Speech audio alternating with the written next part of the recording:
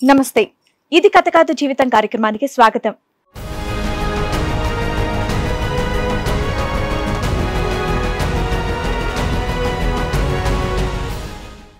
Illegal affairs పెట్టుకున్నాడు, second marriage చేసుకున్నారు madam. అది కోర్టులో కేసు ఉంది. 4 హీరింగ్స్ వచ్చినాయి. 4 హీరింగ్స్కి అటెండ్ అవ్వట్లేదు. లీగల్గా ఫైట్ చేస్తున్నా, రెస్పాండ్ అవ్వట్లేదు మేడం మా హస్బెండ్.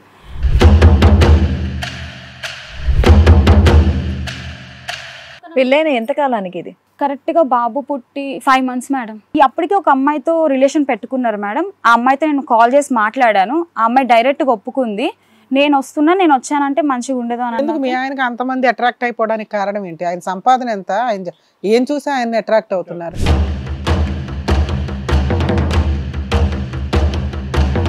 సరౌండింగ్ ఉన్న వాళ్ళందరూ కూడా నువ్వు నెగ్లెక్ట్ చేస్తున్నావు, ఇలా అఫైర్స్ పెట్టుకుంటున్నాడు అని వాళ్ళ ఫ్రెండ్సే నాకు చెప్తున్నారు. అతని ఫ్రెండ్స్ కదా, నీ ఫ్రెండ్స్ కాదు కదా, మరి నీకెందుకు వచ్చి చెప్పారు? మరి అతనితో ఫ్రెండ్షిప్ పాడవుతుంది కదా, అలా ఎందుకు చెప్పారు? డైరెక్ట్గా ఈయనకి తెలియక నేను అలా కాల్ చేశాను. చేస్తే వాళ్ళు ఒప్పుకున్నారు. నిజమేనమ్మా ఉంది. అసలు మీ ఆయన అడిగావా ఇదంతా? నిజమేనా ఇలా మీ ఫ్రెండ్స్ చెప్తున్నారు, మిగతా వాళ్ళు చెప్తున్నారు అని చెప్పేసి ఆయన అడిగావా? ఫస్ట్ అడగలేదు మ్యామ్. నేను ఎంక్వైరీ చేసుకున్న అంతా నాకు ఫస్ట్ అడగాల్సింది ఎవరిని?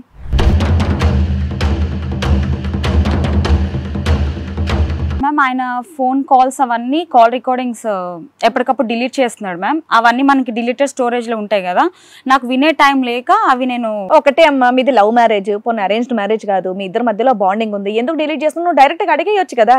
అలా సిఐడి లాగా ఎందుకు అవన్నీ కనిపెడుతూ ఉండటం?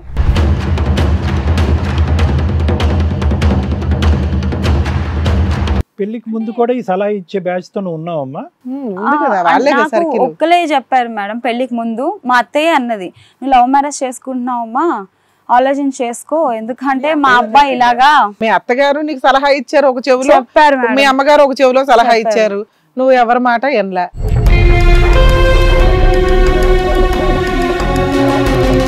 జాబ్ అమ్మా?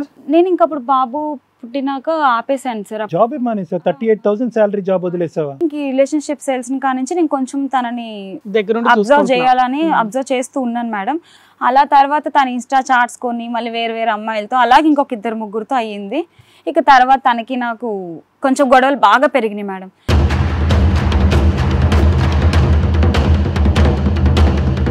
సో నువ్వు ఒక ఛాన్స్ ఇచ్చినా కూడా అతను మళ్ళీ రిపీట్ చేశారు మేడం. మళ్ళీ రిపీట్ చేసినాక క్వశ్చన్ చేసేదాన్ని, మళ్ళీ ఇలాగ రిలీజ్ అవ్వడం. మా రూమ్ లోనే తిని, నా బెడ్రూమ్ లోనే పడుకునేది మేడం, నాతోనే మాట్లాడేది, ఉండేది, నాతోనే ఉండిపోయేది.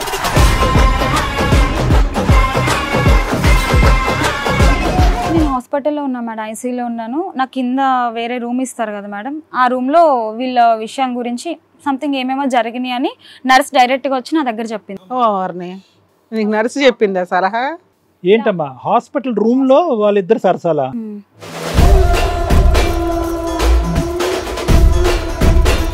నన్ను ఇంట్లో లోపల వేరే రూమ్ లో పెట్టి గడియేసేసారు. నేను అసలు యాక్చువల్ బెడ్రూమ్ ఎప్పుడు గడియేసుకోను, లాక్ తీసుకుని గడి రావట్లే, కొడుతున్నా ఎవరు పలకట్లేదు. మా హస్బెండ్ సడన్ గా వచ్చి డోర్ తీసారు. ఎక్కడున్నావు, ఎందుకు ఇంతసేపు డోర్ కొడుతుంటే నాక్ చేస్తాను తీయట్లేదు అంటే, నేను ఫోన్ మాట్లాడుతున్నాను అన్నారు. అసలు నువ్వు లోపల ఉంటే బయట డోర్ ఎందుకు వేసారు అంటే, నువ్వు డిస్టర్బ్ అవుతావు అని వేసాను అన్నారు. సో ఫస్ట్ డౌట్ అక్కడ వచ్చింది. నేను వెంటనే అమ్మాయిని చూస్తే ఆ అమ్మాయి మా బాబుతో హాల్లో పడుకుని ఉంది.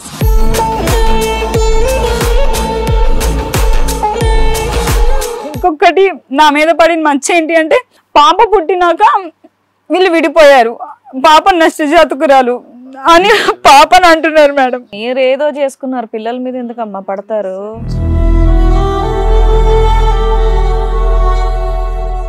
ఆల్ అవుట్ శానిటైజర్ మిక్స్ చేసుకుని కాక్టైల్ తాగావు. పిల్లలు ఎక్కడున్నారు? పిల్లల గురించి ఒక్క సెకండ్ కూడా ఆలోచించలేదా నువ్వు? నేను ఇంకప్పుడు ఏమో ఆలోచించలేకపోయాను మేడం. ఇష్టం వచ్చినట్టు కొట్టేసి, నన్ను ఇలా తయారు చేసింది కూడా మొత్తం వాళ్ళే మేడం. సిజేరియన్ సెక్షన్లు చేసుకుని 7 రోజులు 10 రోజుల పాటు కుట్లు వేయించుకుని హాస్పిటల్లో కూర్చుని ఉమ్మనీరు తాగినటువంటి పిల్లల్ని కింద మీద కనిపించేది దీని గురించి అమ్మా? తల్లిని పిల్లలుగా చంపేసుకునే ఏమ్మా?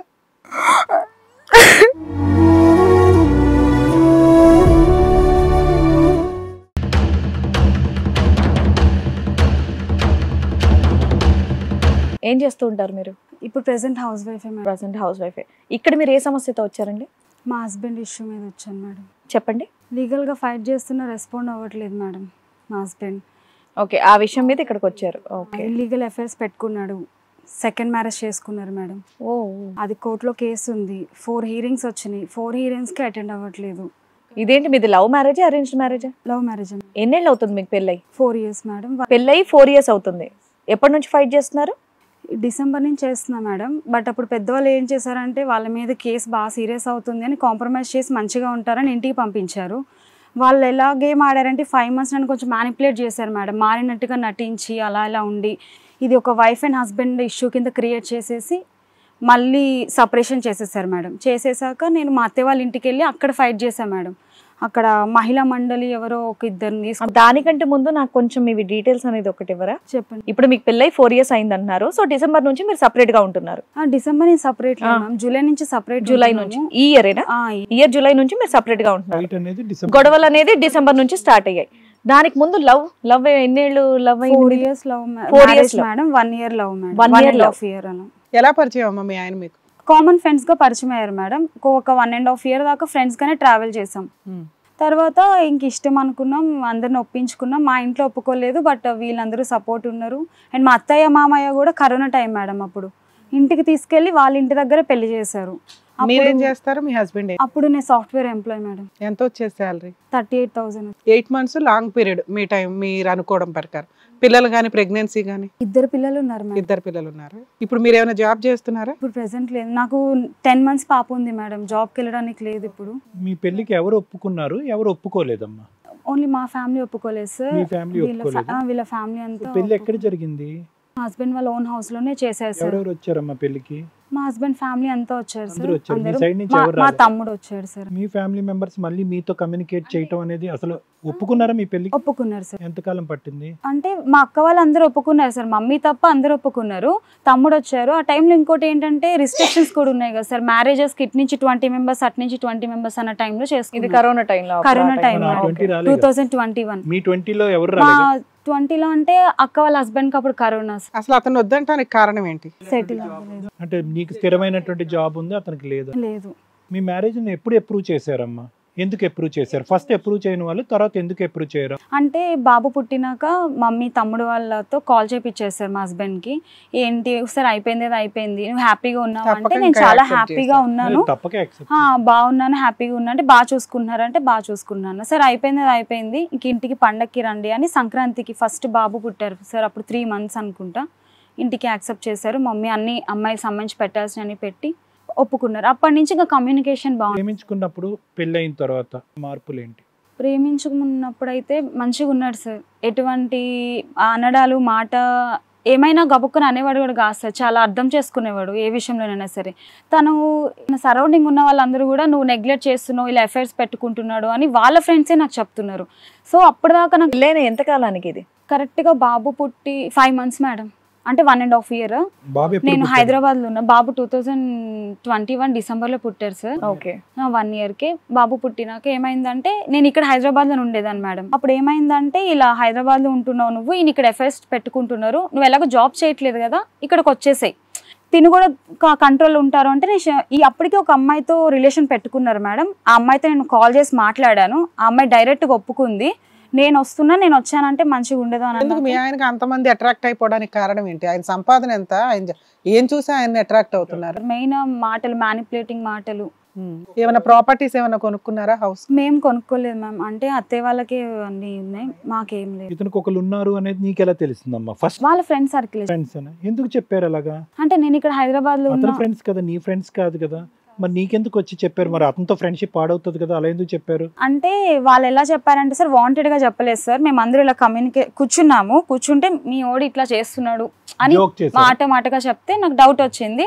నెక్స్ట్ నాకు చెప్పిన వాళ్ళ వైఫ్ అండ్ హస్బెండ్స్ కూడా మాతో బాండింగ్ ఉంటుంది కదా సార్ మ్యారేజ్ కి, వాళ్ళకి కాల్ చేసి ఇలా అని అడిగితే అవునమ్మా జరుగుతుంది అన్నారు. డైరెక్ట్ గా ఈయనకి తెలియక నేను వాళ్ళకి కాల్ చేశాను. చేస్తే వాళ్ళు ఒప్పుకున్నారు, నిజమేనమ్మా ఉంది. అసలు మీ ఆయన అడిగావా ఇదంతా నిజమేనా, ఇలా మీ ఫ్రెండ్స్ చెప్తున్నారు, మిగతా వాళ్ళు చెప్తున్నారు అని చెప్పేసి ఆయన అడిగావా? ఫస్ట్ అడగలేదు మ్యామ్. నేను ఎంక్వైరీ చేసుకున్నంత నాకు ఫస్ట్ అడగాల్సింది ఎవరిని? మీ ఆయన పరువు బయట తీసే బదులు ఫస్ట్ నువ్వు మీ ఆయన కదా అడగాలి. మేడం నేను ఫస్ట్ ఇది నిజమని నమ్మలేకపోయింది. రూమర్స్ కావచ్చు, ఆయన అడిగితే హర్ట్ అవుతారు కదా అని. బయట అడిగితే పరువు పోద్ది కదమ్మా. ఫస్ట్ అడగాల్సింది నేను ప్రేమించి పెళ్లి చేసుకున్నా మీ ఆయన్ని. నువ్వు ఆ విషయం ఫస్ట్ నువ్వు అది చేసావా? ఫస్ట్ చేయలేదు మ్యామ్. ఆయన దగ్గర చదువుకున్న అమ్మాయి కదా, మినిమం అది కదా చెయ్యాలి. అలాంటప్పుడు తెలివిగా నువ్వేం చెయ్యాలి?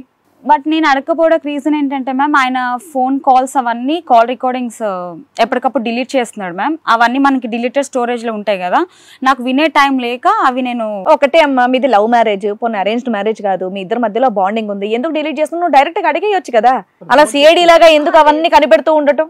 అమ్మ మీ మ్యారేజ్ ఫొటోస్ గానీ ఏమైనా ఉన్నాయా మీ దగ్గర? ఒకసారి ఇవ్వండి, గ్రూప్ ఫొటోస్ పిల్లలతో దిగింది కానీ ఏదైనా. ఉన్నాయి మేడం. సో అతనికి అది ఒక్కటే అనేటటువంటిది వీళ్ళు చెప్పాక తెలిసిందమ్మా. అంతకుముందు నీకు ఎప్పుడు డౌట్ రావటం కానీ ఒక అనుమానం కానీ క్వశ్చన్ మార్క్ ఎప్పుడు రాలేదు? ఒక ఫ్రెండ్ చెప్పారా, చాలా మంది ఫ్రెండ్స్ చెప్పారు అతని గురించి? వాళ్ళ సర్కిల్ చాలా మంది అప్పటికి రూమర్స్ వస్తున్నాయి కానీ పట్టించుకోలేదు. ఫోన్ చేసి అడిగినటువంటి వాళ్ళు ఎగ్జాక్ట్ గా నీతో ఏమని చెప్పారు? ఫ్రెండ్షిప్ అన్నారా, రిలేషన్షిప్ అన్నారా, ఏమన్నారు? అంటే డైరెక్ట్ ఆ అమ్మాయికి ఫోన్ చేసి అడిగాను. అడిగాను. ఎప్పటి నుంచి ఉందంట? మీ పెళ్లికి ముందు నుంచి ఉందంట? పెళ్లికి ముందు నుంచి కాదు సార్, బాబు పుట్టినాకే ఉంది. బట్ ఆ అమ్మాయి మీద నాకు కూడా ఫస్ట్ నుంచి కొంచెం డౌట్ ఉంది. ఇంటికి వచ్చి అమ్మాయి డౌట్, మీ ఆయన మీద ఫస్ట్ డౌట్ చూద్దాం. అతను అమ్మాయి డౌట్ గురించి మనకెందుకు గానీ ఒకసారి ఫొటోస్ ఇవ్వమ్మా. ఏమందమ్మా అమ్మాయి నీతో డైరెక్ట్ గా? నువ్వు అడిగినప్పుడు ఏమంది? ఫస్ట్ అయితే ఒప్పుకోలేదు సార్. నేను రికార్డింగ్స్ అని నా దగ్గర ఉన్నాయమ్మా, నేను విన్నాను, నేను ఇదే పట్టుకుని మీ ఇంటికి కనుక వస్తే ఎట్లుంటదమ్మా అని చెప్పేసి అడిగాను. అడిగేసరికి అమ్మాయి రివీల్ అయిపోయింది.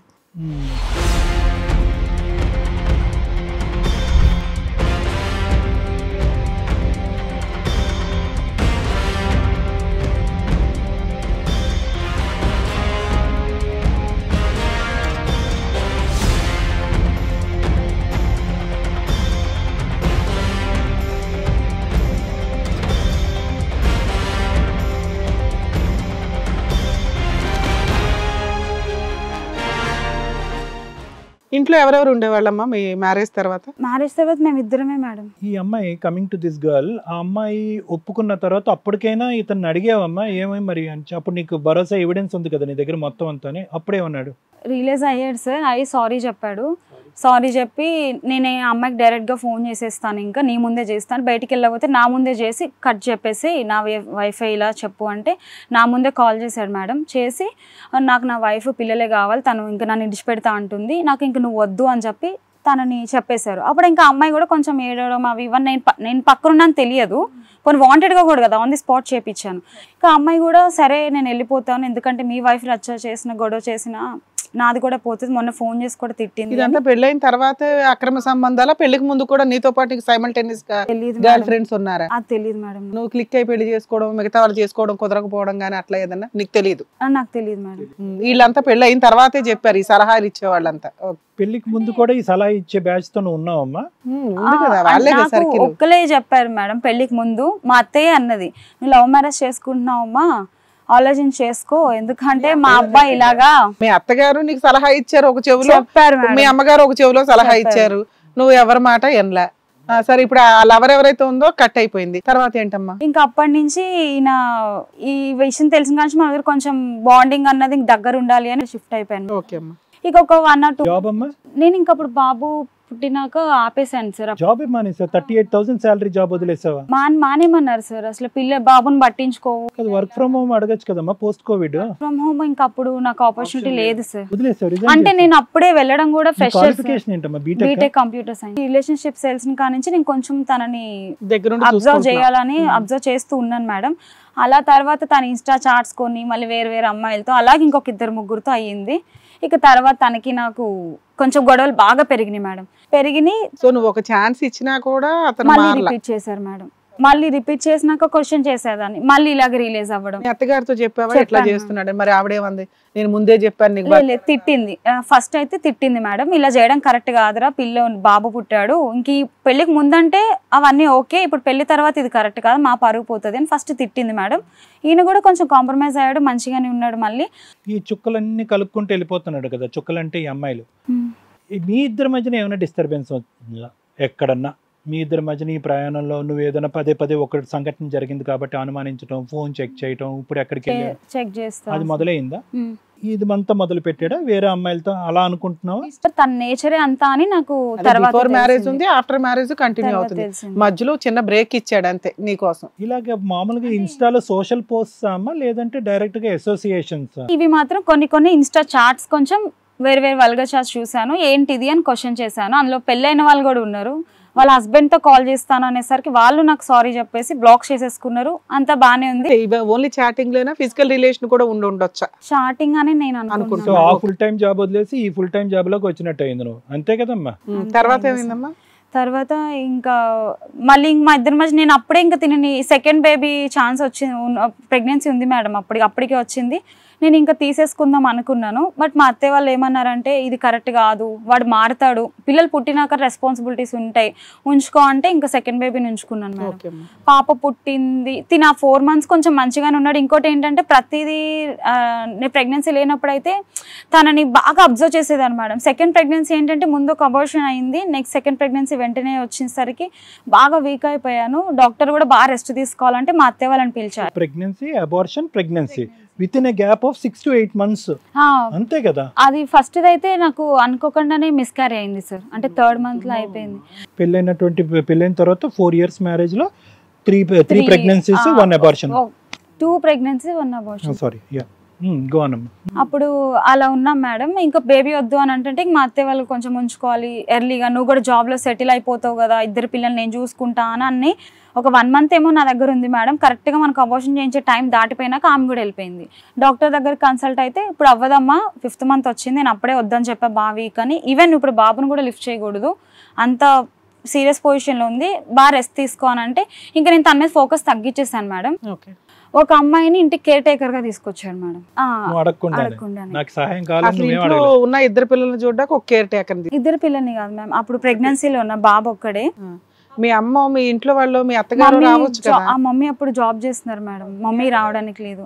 అత్తయ్యని అడిగితేనే నేను ఉండను అన్నది మేడం. మా అమ్మాయికి బాగాలేదంటే 2 వచ్చి ఉండండి అత్తయ్య అన్నాను. నేనేమన్నా మీకు చెయ్యాలా పెట్టాలా అన్నట్టు. ఫస్ట్ నాకే సార్, తర్వాత ఆయన తీసుకు. అమ్మ మీ ఇంట్లోనే ఉండేదమ్మా? ఫస్ట్ మా ఇంట్లో లేదు సార్, 1.5 month దాకా బయట ఈవెంట్ చేసుకున్నారు. తర్వాత నా పొజిషన్ బాగా డెలివరీకి దగ్గర ఉన్నా మ్యామ్, ఇంకో నెక్స్ట్ మంత్ డెలివరీ. ఇక డెలివరీకి హాస్పిటల్స్ కాటికి మమ్మీ రావాలి అని నాకు ప్రాబ్లం బాగా పెద్దదైపోతే, సరే అక్క నేను చూసుకుంటాను, మీ ఇంట్లో నేను ఉంటాను అని చెప్పేసి అంటే సరే అమ్మా ఉండు అని అన్నాను. అదైతే నేను అన్నాను మేడం, వద్దు అని ఏం చెప్పలేదు, సరే ఉండమ్మా అన్నాను. మా రూమ్లోనే నా బెడ్రూమ్లోనే పడుకునేది మేడం, నాతోనే మాట్లాడేది, ఉండేది, నాతోనే ఉండిపోయేది. పిల్లలు బాబుని చూసుకుంటా, ఫుడ్ పెడతా, ఇంట్లో పని చేసుకుంటా ఉండేది. తను కొంచెం మనీ ఇచ్చాను, అలా ఉంది మేడం. తర్వాత నాకు డెలివరీ అయిపోయింది, హాస్పిటల్లో ఉన్నాను, నేను ఐసీయూలో ఉన్నాను మేడం. బాగా బ్లడ్ లాస్. అప్పటికైనా మీ అమ్మగారు వచ్చారమ్మా? అప్పుడే వచ్చారు. అసలు నాకు అర్థం కావట్లేదు, మీ అమ్మగారు అసలు డెలివరీ టైం అప్పుడు డెలివరీకి వచ్చారు సార్. ప్రెగ్నెన్సీ అప్పుడు ఉండాలి కదా, అసలు అంటే ఇంకా లాస్ట్ మంత్ పూర్తి స్థాయిలో అప్రూవ్ చేశారా లేదా అనేది నాకు డౌట్. ప్రెగ్నెన్సీకే పట్టించుకుంటారేమో. సెకండ్ ప్రెగ్నెన్సీకి డెలివరీ ఉంది అనగా వచ్చారు సార్. అది కూడా నేను కూడా, మా మమ్మీ జాబ్ చేస్తున్నారు, డాడీ లేరు. ఎవరో ఈ ముక్కు మొహం తెలియని అమ్మాయి రావటం ఏంటి? అదే అన్నారు మా మమ్మీ, నేనే వచ్చేస్తాను అని. అప్పుడు మా మమ్మీ వచ్చేసరికి 1 month అమ్మాయి ఇంట్లో ఉంది సార్, ఎక్కువ రోజులు కూడా లేదు. ఫస్ట్ నార్మల్ డెలివరీ, సిజేరియన్, అది కూడా సెకండ్ కూడా సిజేరియన్ సార్. ఎన్ని రోజులు ఉన్నావు? బేబీ 7th month అప్పుడు బాబు ఉమ్మునీరు తాగేసి 1600 grams బిలో పుట్టారు మేడం. అన్ఎక్స్పెక్టెడ్ మూమెంట్స్ లేవని వెళ్తే ఆపరేషన్ చేసేసారు. చాలా తక్కువ వెయిట్, అసలు 50-50 ఛాన్సెస్ అన్నారు. సెకండ్ కూడా 9 months కంప్లీట్ కాలేదు, నాకు పెయిన్స్ బాగా ఎక్కువైపోయినాయి, అప్పుడు తీసుకెళ్లిపోయారు. నువ్వు అన్ని యాక్సిడెంటల్ ప్రెగ్నెన్సీ, అసలు ఒకటైనా ప్లాన్ ఉందా అసలు మీ ప్రెగ్నెన్సీలో? ఒకటి అబార్షన్. అసలు ఆ పిల్లలు ఎలా ఉన్నారు ఇప్పుడు? చాలా వీక్ గా ఉన్నారా? ఎలా ఉన్నారు ఇప్పుడు? పికప్ అయ్యారా? వీళ్ళ మధ్య సంబంధం ఉందని మీకు ఎలా తెలిసింది? ఎలా అంటే నేను హాస్పిటల్లో ఉన్నా మేడం, ఐసీయూలో ఉన్నాను. నాకు కింద వేరే రూమ్ ఇస్తారు కదా మేడం, ఆ రూమ్లో వీళ్ళ విషయం గురించి సంథింగ్ ఏమేమో జరిగినాయి అని నర్స్ డైరెక్ట్గా వచ్చి నా దగ్గర చెప్పింది. నీకు నర్స్ చెప్పిందా సలహా? ఏంటమ్మా హాస్పిటల్ రూమ్ లో వాళ్ళిద్దరు సరసాలా?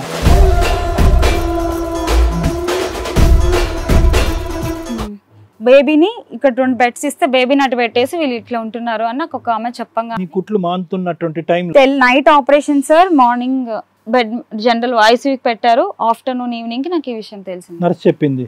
ఆ 1 month లోను మీరు ఎప్పుడు కూడా అబ్జర్వ్ చేయాలి వీళ్ళిద్దరికి అట్లా ఉంది అంటే? పిల్లలతో అత్తయ్య అనిపించుకుంటుంది, నాతోనేమో అన్నయ్య అది తీసుకురా, అన్నయ్య ఇది తీసుకురా. నర్సు చూసి మీకు చెప్తే తప్ప మీకు క్లారిటీ రాలే. ఆ రోజు మీకు డౌట్ స్టార్ట్ అయిపోయింది. ఇంకా అడిగావా? నేను ఇంకా అప్పుడు ఐసీయూకి రాలేదు, నా నోటి నుంచి మాట కూడా రాలేదు మ్యామ్. ఇంటికి వచ్చేసాను, 1 week ఏమి ఇంటికి వచ్చాను. ఇంటికి వచ్చినాక నేను కూడా జరిగినటువంటి అంశమే ఎటొచ్చి ఏంటంటే ఇంట్లో నర్సు లేదు కాబట్టి యాక్చువల్గా నాకు ఒక డౌట్ వచ్చింది సార్. నేను ఒక రోజు ఇలాగే డెలివరీకి ముందు 1 month ముందేమో నన్ను ఇంట్లో లోపల వేరే రూమ్ లో పెట్టి గడేసేసారు.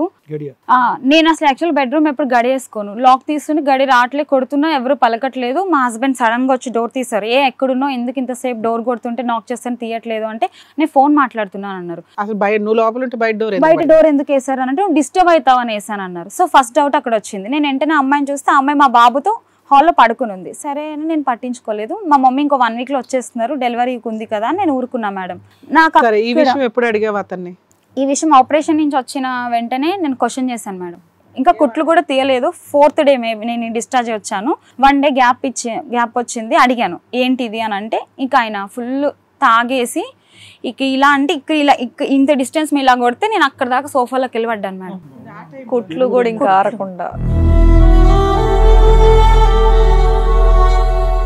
కుట్లు కూడా నాకు మెయిన్ అప్పుడే తట్టుకోలేకపోయాను మేడం. అప్పుడు మా మమ్మీ ఇంకా సీరియస్ అయిపోతుందని నేను ఈ డిస్కషన్ ఇక్కడ వద్దు అని నేను ఇంకా ఆపేశాను. ఇక మేము దాన్ని వేరేగా కన్వే చేసుకుని నీ ఫోన్ ఇవ్వు అన్నట్టు నేను టాపిక్ డైవర్ట్ చేస్తాను మా మమ్మీ ముందు.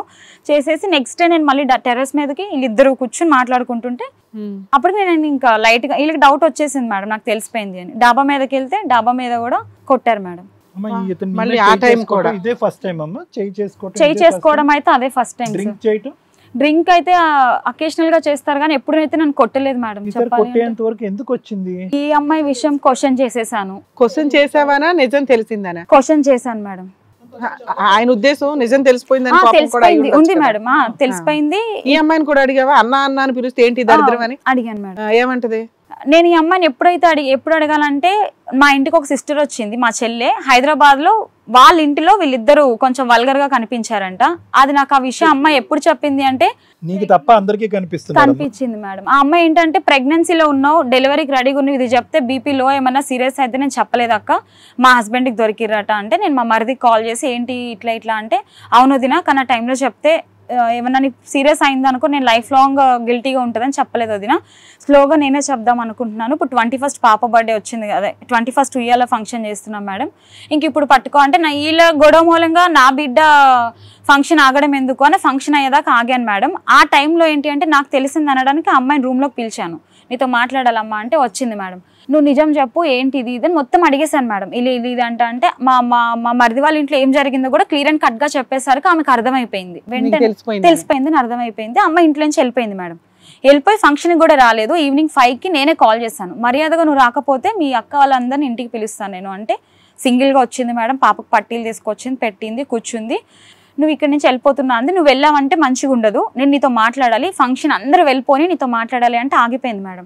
ఆగిపోయినాక నేనేం చేశానంటే ఇద్దరిని సపరేషన్గా అడుగుదాం, ఎవరి మైండ్లో ఉన్నదా ఓపెన్ అవుతారని తిని అడిగాను. తిని ఏం చేసింది అంటే మా హస్బెండే బలవంత పెట్టారు, నేను ఉండాల్సి వచ్చింది అని అబద్ధం చెప్పింది మేడం. ఇందులో నా అక్క అన్న నీకు చాలా హెల్ప్ చేశాను, ఫైనాన్షియల్ గా చేశాను, ఫుడ్ టైం లేని టైంలో ఇబ్బంది పెట్టాడు అదే అడిగాను మేడం. బలవంతంగానే నన్ను ఇలా ఇది చేశారు అది చేశారంటే ఇదే జరిగిన రోజు స్టార్టింగే చేస్తుంటే నాతో చెప్పుంటే నా మొగుడని కూడా చూడకుండా నీ ముందే చెప్పుతో కొట్టేదాన్ని. నిజం చెప్తున్నాను, నువ్వు చెప్పకపోవడం చేసిన తప్పు. బట్ నువ్వు నాకు వచ్చిన ఇన్ఫర్మేషన్ ప్రకారం నువ్వు ఇష్టంగానే ఉన్నావు, ఎందుకంటే మా చెల్లి నాతో చెప్పింది అంటే మా చెల్లి వచ్చింది వెంటనే. నువ్వు అబద్ధాలు ఆడమాక, నేను మా ఆయన క్లియర్గా చూసాము, ఇప్పుడు మా అక్కను మోసం చేయక అనేసరికి ఇంకా అమ్మాయికి సిచ్యువేషన్ అర్థమైపోయింది. ఆ రోజు నైట్ ఇంకా డిస్కషన్ జరుగుతా నైట్ అయిపోయింది మేడం. ఇంకా మా ఆయన ఓపెన్ అవ్వట్లేదు, ఆమె ఒప్పుకోవట్లేదు. ఇంకా నేను బట్టలు సర్దేసుకుని ఇంట్లోంచి వెళ్ళిపోదామని ఈవెన్ midnight 1-2కి మేడం నాకు తెలిసిన ఆటో అతనికి కాల్ చేసి ఆటో అతను కిందకు వచ్చాడు. బ్యాగ్ సర్దుకుంటున్నాను, మా హస్బెండ్ ఓపెన్ అయిపోయారు మేడం డైరెక్ట్ గా. అవును సంబంధం ఉందా, అలా అనలేదు మేడం. అవును సంబంధం ఉంది. ఇప్పుడు నేను కూడా ఎందుకు చెప్తున్నానంటే నువ్వు పిల్లల్ని వదులుకోవడం నాకు ఇష్టం లేదు, అందుకని నీకు చెప్పాను. వదులుకోవడం నాకు ఇష్టం లేదు, ఇప్పుడు డెలివరీ ఇట్లా అయింది, నేను ఒప్పుకుంటున్నాను కదా, ఇప్పుడు నువ్వు ఒప్పుకో, నిజం చెప్పు అని అన్నా మేడం. నిజం చెప్తే నేను దాన్ని ఏదైనా మాట్లాడతాను, కానీ మోసం చేస్తే మాత్రం నీకేంటి సరదా? నాకు అర్థం కావట్లా. మీ ఆయన చేసిన తప్పులు వింటావు, కనిపెడతావు, మీ ఆయన అడుగుతావు, సారీ చెప్తాడు, సర్దుకుంటావు. ఒకటో టిక్, రెండో టిక్, ఇలా రిపీటెడ్ గా ఎంతమంది యాక్సెప్ట్ చేస్తావా నువ్వు? అది యాక్సెప్ట్ చేయలేదు. లాస్ట్ గా ఏం జరిగింది? 8 months బ్యాక్ ఏం జరిగింది? నువ్వు లీగల్ గా దిగడానికి కారణం ఏంటి? ఈ అమ్మాయిని పెళ్లి చేసుకున్నాడు మేడం. చేసేసుకున్నాడా? ఓ అందుకనే నేను లీగల్ గా ఫైట్ చేసి ఎప్పుడు పెళ్లి అయ్యింది? జరిగింది కదా మేడం ఇష్యూ, ఇద్దరిని తిట్టాను, అమ్మాయి ఇంటికి వెళ్ళిపోయింది, నాకు మ్యారేజ్ ఒకటి అనుకుంటున్నారు అక్క, ఇప్పుడు అల్లరి అయిపోతాను అని కాళ్ళు పట్టుకొని మా మమ్మీకి నాకు సారీ చెప్పి వెళ్ళిపోతే మా మమ్మీ ఒక మాట అంది, పోనీలే అమ్మ తప్పైదు అమ్మాయి అయిపోయిందని అంటుంది, మీ ఆయన ఎలాంటోడో నీకు అర్థమైపోయింది, కానీ ఆ పిల్ల బతుకు రోడ్డున వస్తుంది కదా, ఇంక మన జీవితంలోకి రానంటుంది కాబట్టి వదిలే అని మా మమ్మీ కన్విన్స్ చేశారు మేడం. అప్పుడు సరే ఇంక ఇడిచిపెట్టే నీ మొగుడు బుద్ధి గురించి ఆ పిల్ల జీవితం ఇది వరకు కూడా ఒక చరిత్ర ఉంది అనేది మీ అమ్మగారికి తెలుసా? తెలీదు. మరి చెప్పాలి కదా మీ అమ్మగారికి, అమ్మ నువ్వు ఈసారి అయితే క్షమించేయమంటున్నావు, మా ఆయన చరిత్ర గురించి నీకు పూర్తిగా తెలీదు, లేదంటే ఆల్రెడీ ప్రేమ లవ్ స్టోరీ కాబట్టి దీన్ని మళ్ళీ పరువు ఎలా తీసుకుంటావు అని సగం సగమే చెప్పావా?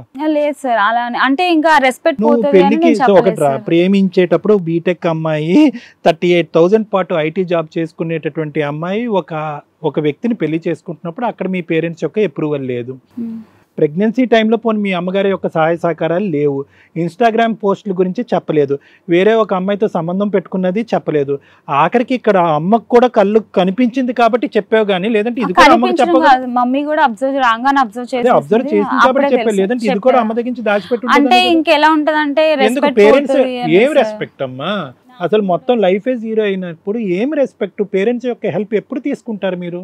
సరే తర్వాత ఏమైంది? అమ్మ క్షమించేసి వెళ్ళిపోమని చెప్పింది, ఎవరి దారిని వాళ్ళు వెళ్ళిపోయారు సార్. 1 month కామ్ ఉన్నారు సార్. తర్వాత ఇంట్లో డైలీ తాగడం, అప్పటి నుంచి ఇంకా హెరాస్మెంట్ స్టార్ట్ అయింది. మేము తాగడం, కొట్టడం, ఆ అమ్మాయి లేకపోతే నాకు చేయి పని చేయనట్టు ఉన్నది, అలా ఇలాగా. పిలిపిలేదు సార్. లేదు సార్, పిలిపిలేదు సార్.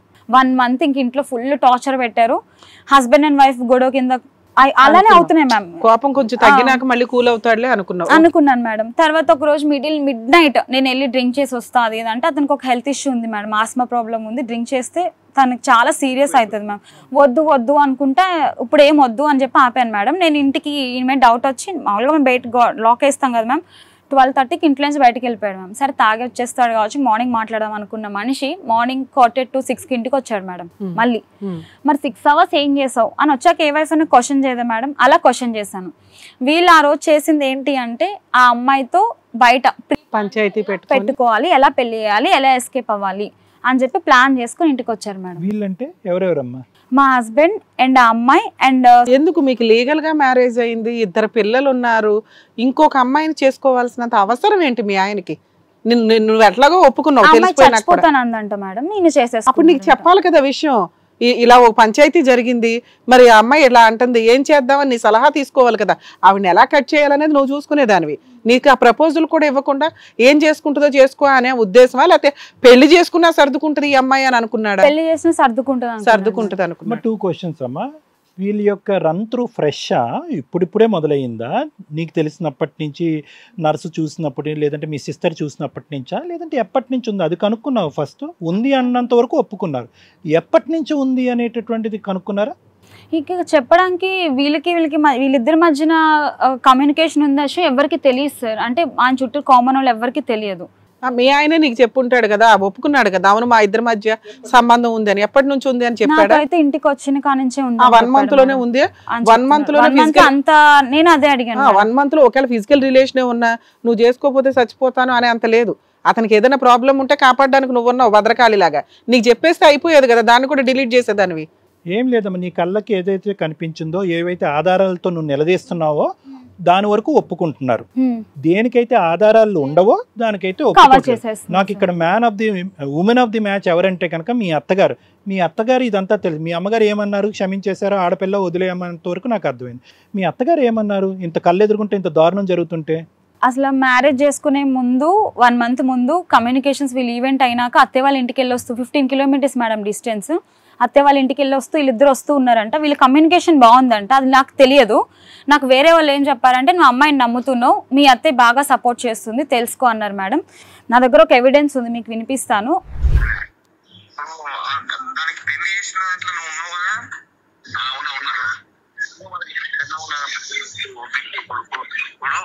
నీది కూడా తప్పే కదా తమ్ముడు. ఇప్పుడు అది అన్న నేను ఏమంటున్నా, అది వాస్తవంగా తప్పు. ఆ పెళ్లి చేసే దాంట్లో వాళ్ళ అమ్మకు తెలుసు, వాళ్ళ నాన్నకు తెలుసు, నేను వదిలిపెట్టాలని ఇదంతా చేసింది తెలుసు అన్న. అది ఎస్ఐ దాకా అయింది, వాడి చేసి అయితే వీళ్ళు ఒకరిని ఉంచుకున్నాం. ఇంట్లో ఒక అమ్మాయిని పెట్టుకున్నది అన్న. పెట్టుకున్నాక మేము చేసిన మిస్టేక్ అదే, మేము ఎస్ఐ దగ్గర ఒప్పుకున్నాం, అయిపోయింది సరిగ్గా సంగతి అని చెప్పి ఆ కేసు అయిపోయింది అన్న. మొత్తం ఆ కేసు అయిపోయింది, ఇద్దరు మంచిగా ఉన్నారు. మాట మనము ఎప్పుడు కూడా ఒకరికి జిమ్మదారిగా నిలబడరు. ఇప్పుడు ఇది ఆమె దగ్గర ఉన్న ఎవిడెన్స్ తీసుకుపోయి 10 మందిలో పెడితే నేను 10 మంది ఏమంటారు చెప్పు. సరే ఇప్పుడు తల్లిదండ్రికి ఏ ఆలోచన ఉన్నా వాళ్ళకి ఏం ఆలోచన ఉన్నా భార్య ఉన్నది, ఒక బిడ్డ కొడుకు ఉన్నది ఉన్నప్పుడు అరే ప్రస్థానం పోతాను మంచిగా బతుకురాని మనం సలహా చెప్పాలి, మంచి మాటలు చెప్పాలి చెప్పండి. మనమే పోయి పిల్ల విన్నారు కదా మ్యామ్, వాళ్ళ అమ్మ నాన్న అనుమతితో జరిగింది అని మనిషి ఒప్పుకున్నారు. అందులో ఒక చోట ఆ అమ్మాయి ఒకరిని తీసుకొచ్చింది అన్నారు. ఎవరు అతను? ఆ అమ్మాయి ఒకరిని తీసుకొచ్చింది అంటే ఈమె మేడం ఇంటికి తీసుకొచ్చా కదా, ఇంటికి తీసుకొచ్చింది ఆమెనే చేసిందని చెప్తున్నాడు. నువ్వా? అదే మేడం, ఇంటికి కేర్ టేకర్ తెచ్చుకుని ఆ అమ్మాయి ఒకరిని తీసుకొచ్చుకుంది, ఆమె ఇతను వెళ్ళి పెళ్లి చేసుకున్నాడు. వాళ్ళ పెళ్లి కూడా వాళ్ళ అమ్మ నాన్న అనుమతితోనే నేను చేశానన్నా అని చెప్పిండు. ఫస్ట్ విన్నారు కదా మ్యామ్, వీళ్ళకి ఆల్రెడీ బాండింగ్ అనుమతితో కదా, వాళ్ళ అమ్మ నాన్నకు కూడా తెలుసు వాళ్ళు ఏం చేస్తారు, ఆపలేరు కదా, నువ్వే ఆపలేకపోయావు. వాళ్ళు ఎవరు అడిగావమ్మా మీ అత్తగారిని? అడిగావా? అంటే ఇది నాకు ఎప్పుడు తెలిసిందంటే సార్, కేసు అంతా పెట్టి కోర్టుకి అంతా వెళ్ళిపోయినాక రీసెంట్ గా ఒక 2-3 months దాటినాక పోలీస్ స్టేషన్ లో కేసు వేసినాక ఏం జరిగింది? పోలీస్ స్టేషన్ లో కేసు వేసినాక అతన్ని పట్టుకొచ్చారు మేడం. అప్పుడు కూడా ఆయన వచ్చేటప్పుడు కూడా వెంకీ వాళ్ళతో అండ్ పోలీస్ వాళ్ళతో కూడా ఒకటే మాట, ఇద్దరు కావాలి నాకు అని అన్నాడు. రెండో పెళ్లి చేసుకున్నానని ఒప్పుకున్నాడు. ఇద్దరు కావాలి అని అన్నారు, అందరూ ఒప్పుకోలేదు. కేసులో 494 సెక్షన్ ఉందా? 492 నీ దగ్గర ఎవిడెన్స్ ఉన్నాయి, వీడియోస్ కూడా ఉన్నాయి. అమ్మాయితో ఎందుకు వదిలేశాడు? మళ్ళీ ఎన్ని రోజులకు వదిలేశాడు? ఆ రోజు స్టేషన్ లోనే మన పోలీస్ వాళ్ళందరూ కూడా కౌన్సిలింగ్ ఇచ్చేసి, నువ్వు అతన్ని వాంటెడ్ గా మోసం చేయలేదు, కేర్ టేకర్ గా వచ్చావు, అన్నయ్య వదిన అని పిలిచావు, నువ్వు ఇలా చేస్తావంటే ఇప్పుడు ఆ పిల్ల కేసు ఎట్లానో ఉంది, నీకు లీగల్ గా 5 years పనిష్మెంట్ ఉంటుంది, చిన్న పిల్లవు కదమ్మా, ఎందుకు కెరీర్ పాడు చేసుకుంటావు, నీ కెరీర్ నువ్వు చూసుకో, ఎంతైనా ఆ అమ్మాయిదే చెల్లుతుంది, ఇద్దరు పిల్లలు సెటిల్మెంట్ ఏం చేయలేదు అంటే ఇది రిజిస్టర్ కాలేదు కదా మేడం అప్పుడు. సరే ఓకే చెప్తాను. వీళ్ళు పెళ్లి చేసుకున్న నా లైఫ్ నీ దృష్టిలో ఏంటంటే పోలీసులు నువ్వు వెళ్ళిపో అమ్మా అని ఆమె తిట్టి భయపెట్టి పంపించగానే సర్దుకొని వెళ్ళిపోయిందండి, మా ఆయన అమ్మాయి కలిసి ఉండట్లేదని నువ్వు అనుకుంటున్నావు. ఇప్పుడు నువ్వు మీ ఆయన కలిసి ఉంటున్నారా? లేదుగా. ఇప్పుడు లేదు మేడం, లాస్ట్ మే దాకా అయితే కలిసి, మే నుంచి అయితే మీరిద్దరు కలిసి ఉండట్లేదు కదా. ఇప్పుడు వీళ్ళు మ్యారేజ్ ఏ నెలలో అయింది? లాస్ట్ డిసెంబర్ లో అయింది. లాస్ట్ డిసెంబర్ లో అయింది. నువ్వు డిసెంబర్ లో కేసు వేసావు, కట్ అయిపోయింది. డిసెంబర్ నుంచి జనవరి నుంచి మే వరకు వాళ్ళిద్దరు కలిసి లేరని నీ నమ్మకం. ఇప్పుడు ఎక్కడ ఉంటున్నాడో నీకు తెలియదు కాబట్టి, ఆవిడతో ఉంటున్నాడా లేదా అనేది నీకు తెలియదు కాబట్టి ఓకేనా. ఈ 5 months లో నీకు ఎక్కడ డౌట్ రాలేదా? ఫోన్ కాల్స్ లో గానీ వీటిలో గానీ అమ్మాయి అంత ఈజీగా వదిలేసిందా? ఒక కేసుకు వదిలేసిందా? అమ్మాయికి వెనకట్ల ముందు ఎవరు లేరమ్మా, పేరెంట్స్ గానీ ఫ్యామిలీ వాళ్ళు ఉన్నారు కానీ ఈ అమ్మాయికి ఇలా వార్నింగ్ ఇచ్చినప్పుడు, పోలీసులు వార్నింగ్ ఇచ్చినప్పుడు యూజువల్ గా నాకు తెలిసినంత వరకు ఎవరన్నా అమ్మాయి తరపున పెద్దవాళ్ళు ఎవరన్నా ఫోన్ చేయటం గానీ, ఏమంటే మీ అమ్మాయి ఇలాంటి చేసింది, ఎవరికి చేశారు? వాళ్ళ సిస్టర్ వాళ్ళకి చేస్తే వాళ్ళ సిస్టర్ అన్నారు, బావ వాళ్ళు ఏమన్నారంటే ఆ అమ్మాయి తరపు అయితే మేము రాము, ఎందుకు రావాలి వాళ్ళు. మరి ఆ అమ్మాయి పెళ్లి చేసుకోకపోతే చచ్చిపోతుందంట అని మీ ఆయనకి చెప్పి వాళ్ళ ఇంట్లో వాళ్ళు కూడా బతిమలాడారు అన్నావు కదా, ఎవరు వాళ్ళ అమ్మాయి తరపున బతిమలాడిన వాళ్ళు ఎవరు? అమ్మాయి ఒక్కతే బతిమలాడిందా అతన్ని? చనిపోతానంట. ఒక కేసు వేస్తే అమ్మాయి భయపడిపోయి వెళ్ళిపోయి అమ్మాయి మీద ఆయన నిన్ను ఒప్పించుకొని కేసు వేస్తే సరిపోయేది, పెళ్లి చేసేసుకున్నాడు. ఇద్దరు పిల్లలతో ఎక్కడున్నావమ్మా? అది పెళ్లి చేసుకోవడానికి ఏంటంటే మేడం, ఇంకా వాంటెడ్ రమ్య పెళ్లి చేసుకుంటే నా మీద కోపంతో ఇంత జరిగినా ఉండదు, పిల్లలు పట్టుకుని వెళ్ళిపోద్ది అని. అంటే నిన్ను వదిలించుకోవడానికి ఆ అమ్మాయిని పెళ్లి చేసుకున్నాడు అనేది ఆ ఆడియో యాక్చువల్ గా. మరి 5 నెలలు నీతో ఎందుకున్నాడు అతను?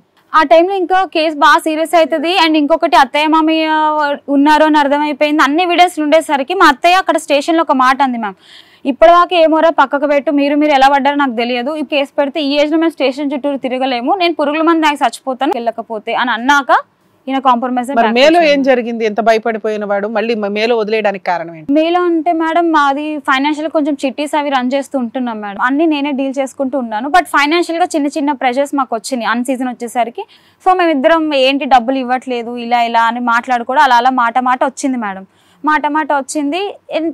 వేరే గొడవ అయితే లేదు మ్యామ్, నిజం చెప్పాలి ఫైనాన్షియల్ గానే ప్రాబ్లం వచ్చింది. ప్రతి అమ్మాయి నా మీద వదులుతున్నా, అన్ని నేనే చూసుకోవాలి, ఇది కరెక్ట్ కాదు కదా అని నేను క్వశ్చన్ చేశాను. అప్పటికి ఏంటి అంటే మా మమ్మీ మ్యారేజ్ అయిన కాడి నుంచి నా దగ్గరే ఉంటున్నారు మేడం 5 months నుంచి. అంటే ఆమెకు భయం అయిపోయింది, అంటే అడుగు ఇంకేం చేసుకుంటుంది, ఆ మ్యారేజ్ అయిన కాడి నుంచి 5 months నుంచి ఇంకా మా ఇద్దరు అక్టోబర్ లో బాబు డెలివరీ టైంకి వచ్చిన కాడి నుంచి నా దగ్గరే ఉన్నారు మేడం.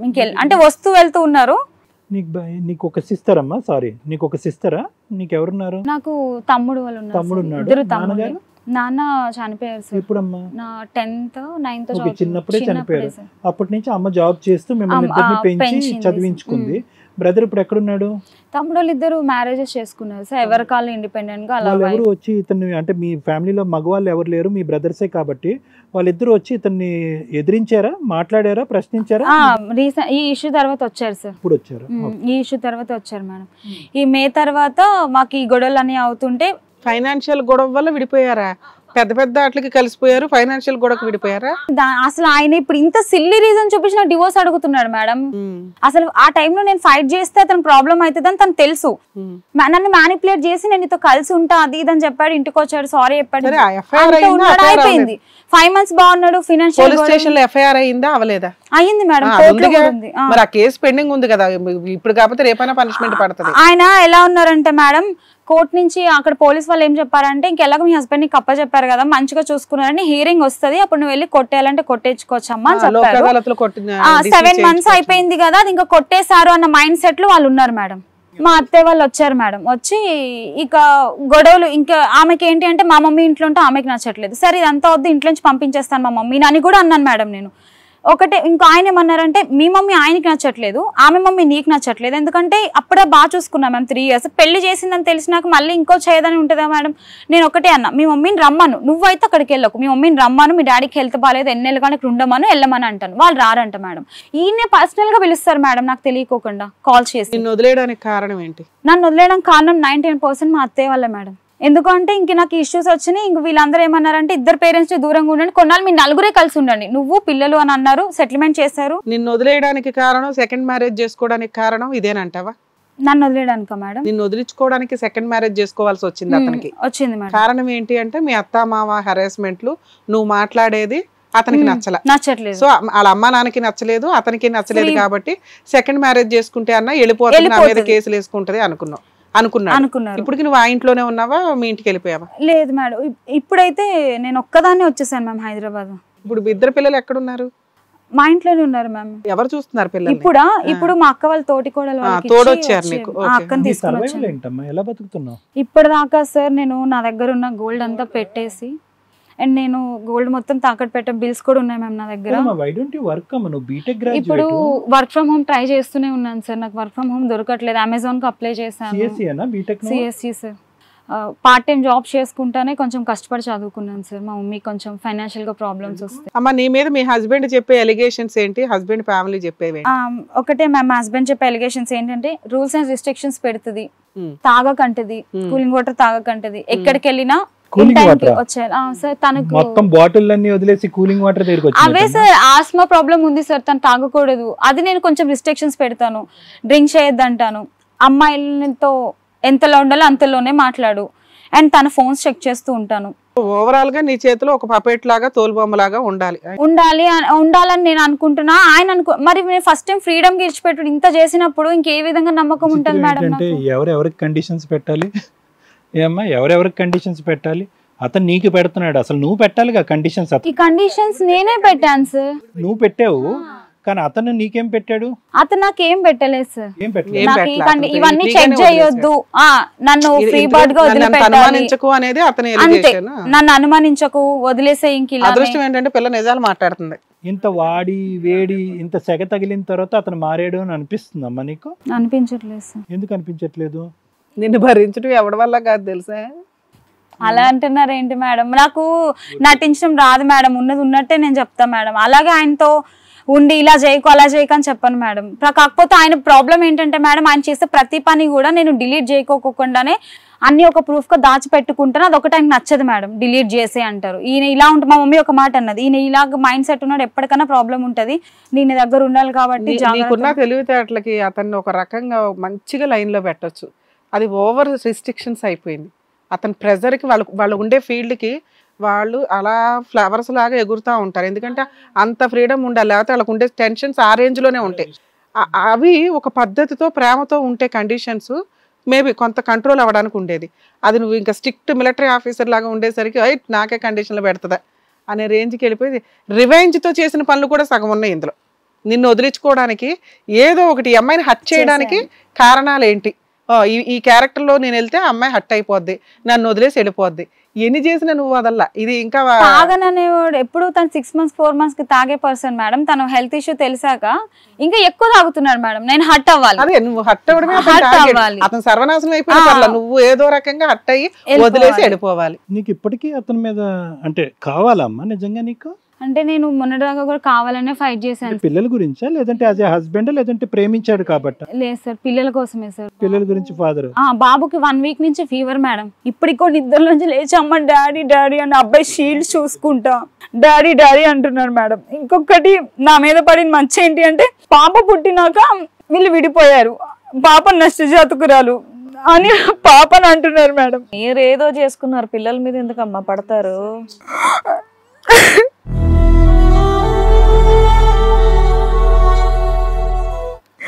నేను చాలా అంటే ఫస్ట్ చాలా ప్రేమగానే చూసాను మేడం. నిజం చెప్తున్నా, అది చాలా ప్రేమగా చెప్పాను ఆయనకి. బట్ ఇంకా నన్ను పెట్టే కొద్ది కూడా సరే మారుతాడు. ఇంకొకటి ఏంటి అంటే ఫ్యామిలీలో కూడా నువ్వే చేసుకున్నావు అని అంటారు నన్ను. సో ఏమున్నదిలే, ఇంకొక 2-3 years అయితే పిల్లలకు కూడా నిజాలు తెలుస్తాయి. పిల్లలు ఎదిగే కొద్దైనా మారుతాడు. ఈవెన్ హైదరాబాద్ వెళ్ళినాక నేను కూడా జాబ్ జాయిన్ అవుతాను. పిల్లలు స్కూల్కి వెళ్ళేటప్పటికి ఒక 1 or 2 years కి నాకు చేతికి వస్తాడు కదా, మాట వింటాడు కదా అని ఉద్దేశంలో నేను ఓపిక పడుతూ ఉన్నాను మేడం. ఇంకొకటి అమ్మాయిల విషయాలు కూడా నేను ఏది కూడా అమ్మాయిల వాళ్ళ ఫ్యామిలీ వరకు కూడా వెళ్ళలేదు, వాళ్ళ కెరియర్స్ పోతాయని చెప్పి. ఎప్పుడు ఈయన్నే తిట్టడం, ఈయన్నే అనడం.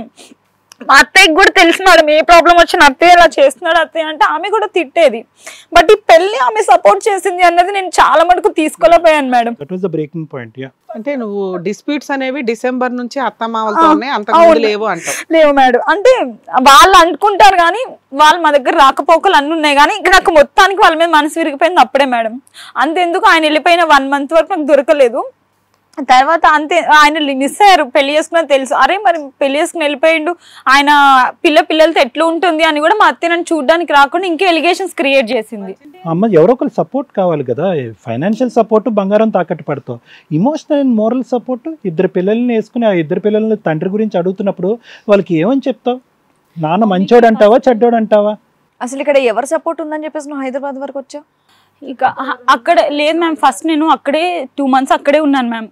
నేను అత్తే వాళ్ళ ఇంట్లో ఇక్కడ పోలీస్ వాళ్ళు ఏమన్నారంటే ఇంక ఎంత ఇగోండి, నేను ఇంకొక రికార్డ్ కూడా ఉంది. ఆ ఏరియాకి సంబంధించిన ఒక ఆయన ఏం చేశారంటే నేను ఆ స్టేషన్లో ఈ స్టేషన్లో కూడా అమ్మాయిని పట్టించుకోవద్దని చెప్పాను అని చెప్పారు. పోలీస్ వాళ్ళు కొంచెం నాకు సపోర్ట్ చేశారు మ్యామ్ బాగా. ఇంక ఇదంతా అని నేను కొంచెం సూసైడ్ చేసుకుని గవర్నమెంట్ హాస్పిటల్లో ఉన్నాను మేడం. ఉన్న రోజు కూడా ఇంకా నాకు ఆ టైంకి ఫైనాన్షియల్ ప్రెషర్ పెట్టేశారు సార్. బజాజ్ ఈఎంఐస్ నా మీద, స్కూటీ లోన్స్ అన్ని నా మీద ఉన్నాయి సార్. చిట్టి అమౌంట్స్ అన్ని ఉండేసరికి ఎంత వచ్చేదమ్మా total EMI per month? 25,000 sir. ఎలా కట్టేదాన్ని? వర్కే చేయట్లేదు. ఆయన కొంచెం ఇచ్చేవాళ్ళు మేడం. అండ్ నా దగ్గర కొంచెం ఉండే, మమ్మీ కూడా కొంచెం హెల్ప్ చేస్తూ ఉండేవాళ్ళు. అలా నాకు ఇంకా టైంలో ఇంకా నాకు ప్రెజర్ అలా పెట్టేశారు. ఈయన పట్టించుకొని అన్నారు, గలీజ్ మాటలు మాట్లాడారు. ఇలా సూసైడ్ చేసిన హాస్పిటల్లో ఉంటే పోలీస్ వాళ్ళు కాల్ చేయమంటే కాల్ చేసి అమ్మ ఎండోస్కోపీ చేయకపోతే పైప్ ఏదో వేయాలన్నారు. నేను ఆల్ అవుట్ అండ్ శానిటైజర్ తాగేసాను సార్.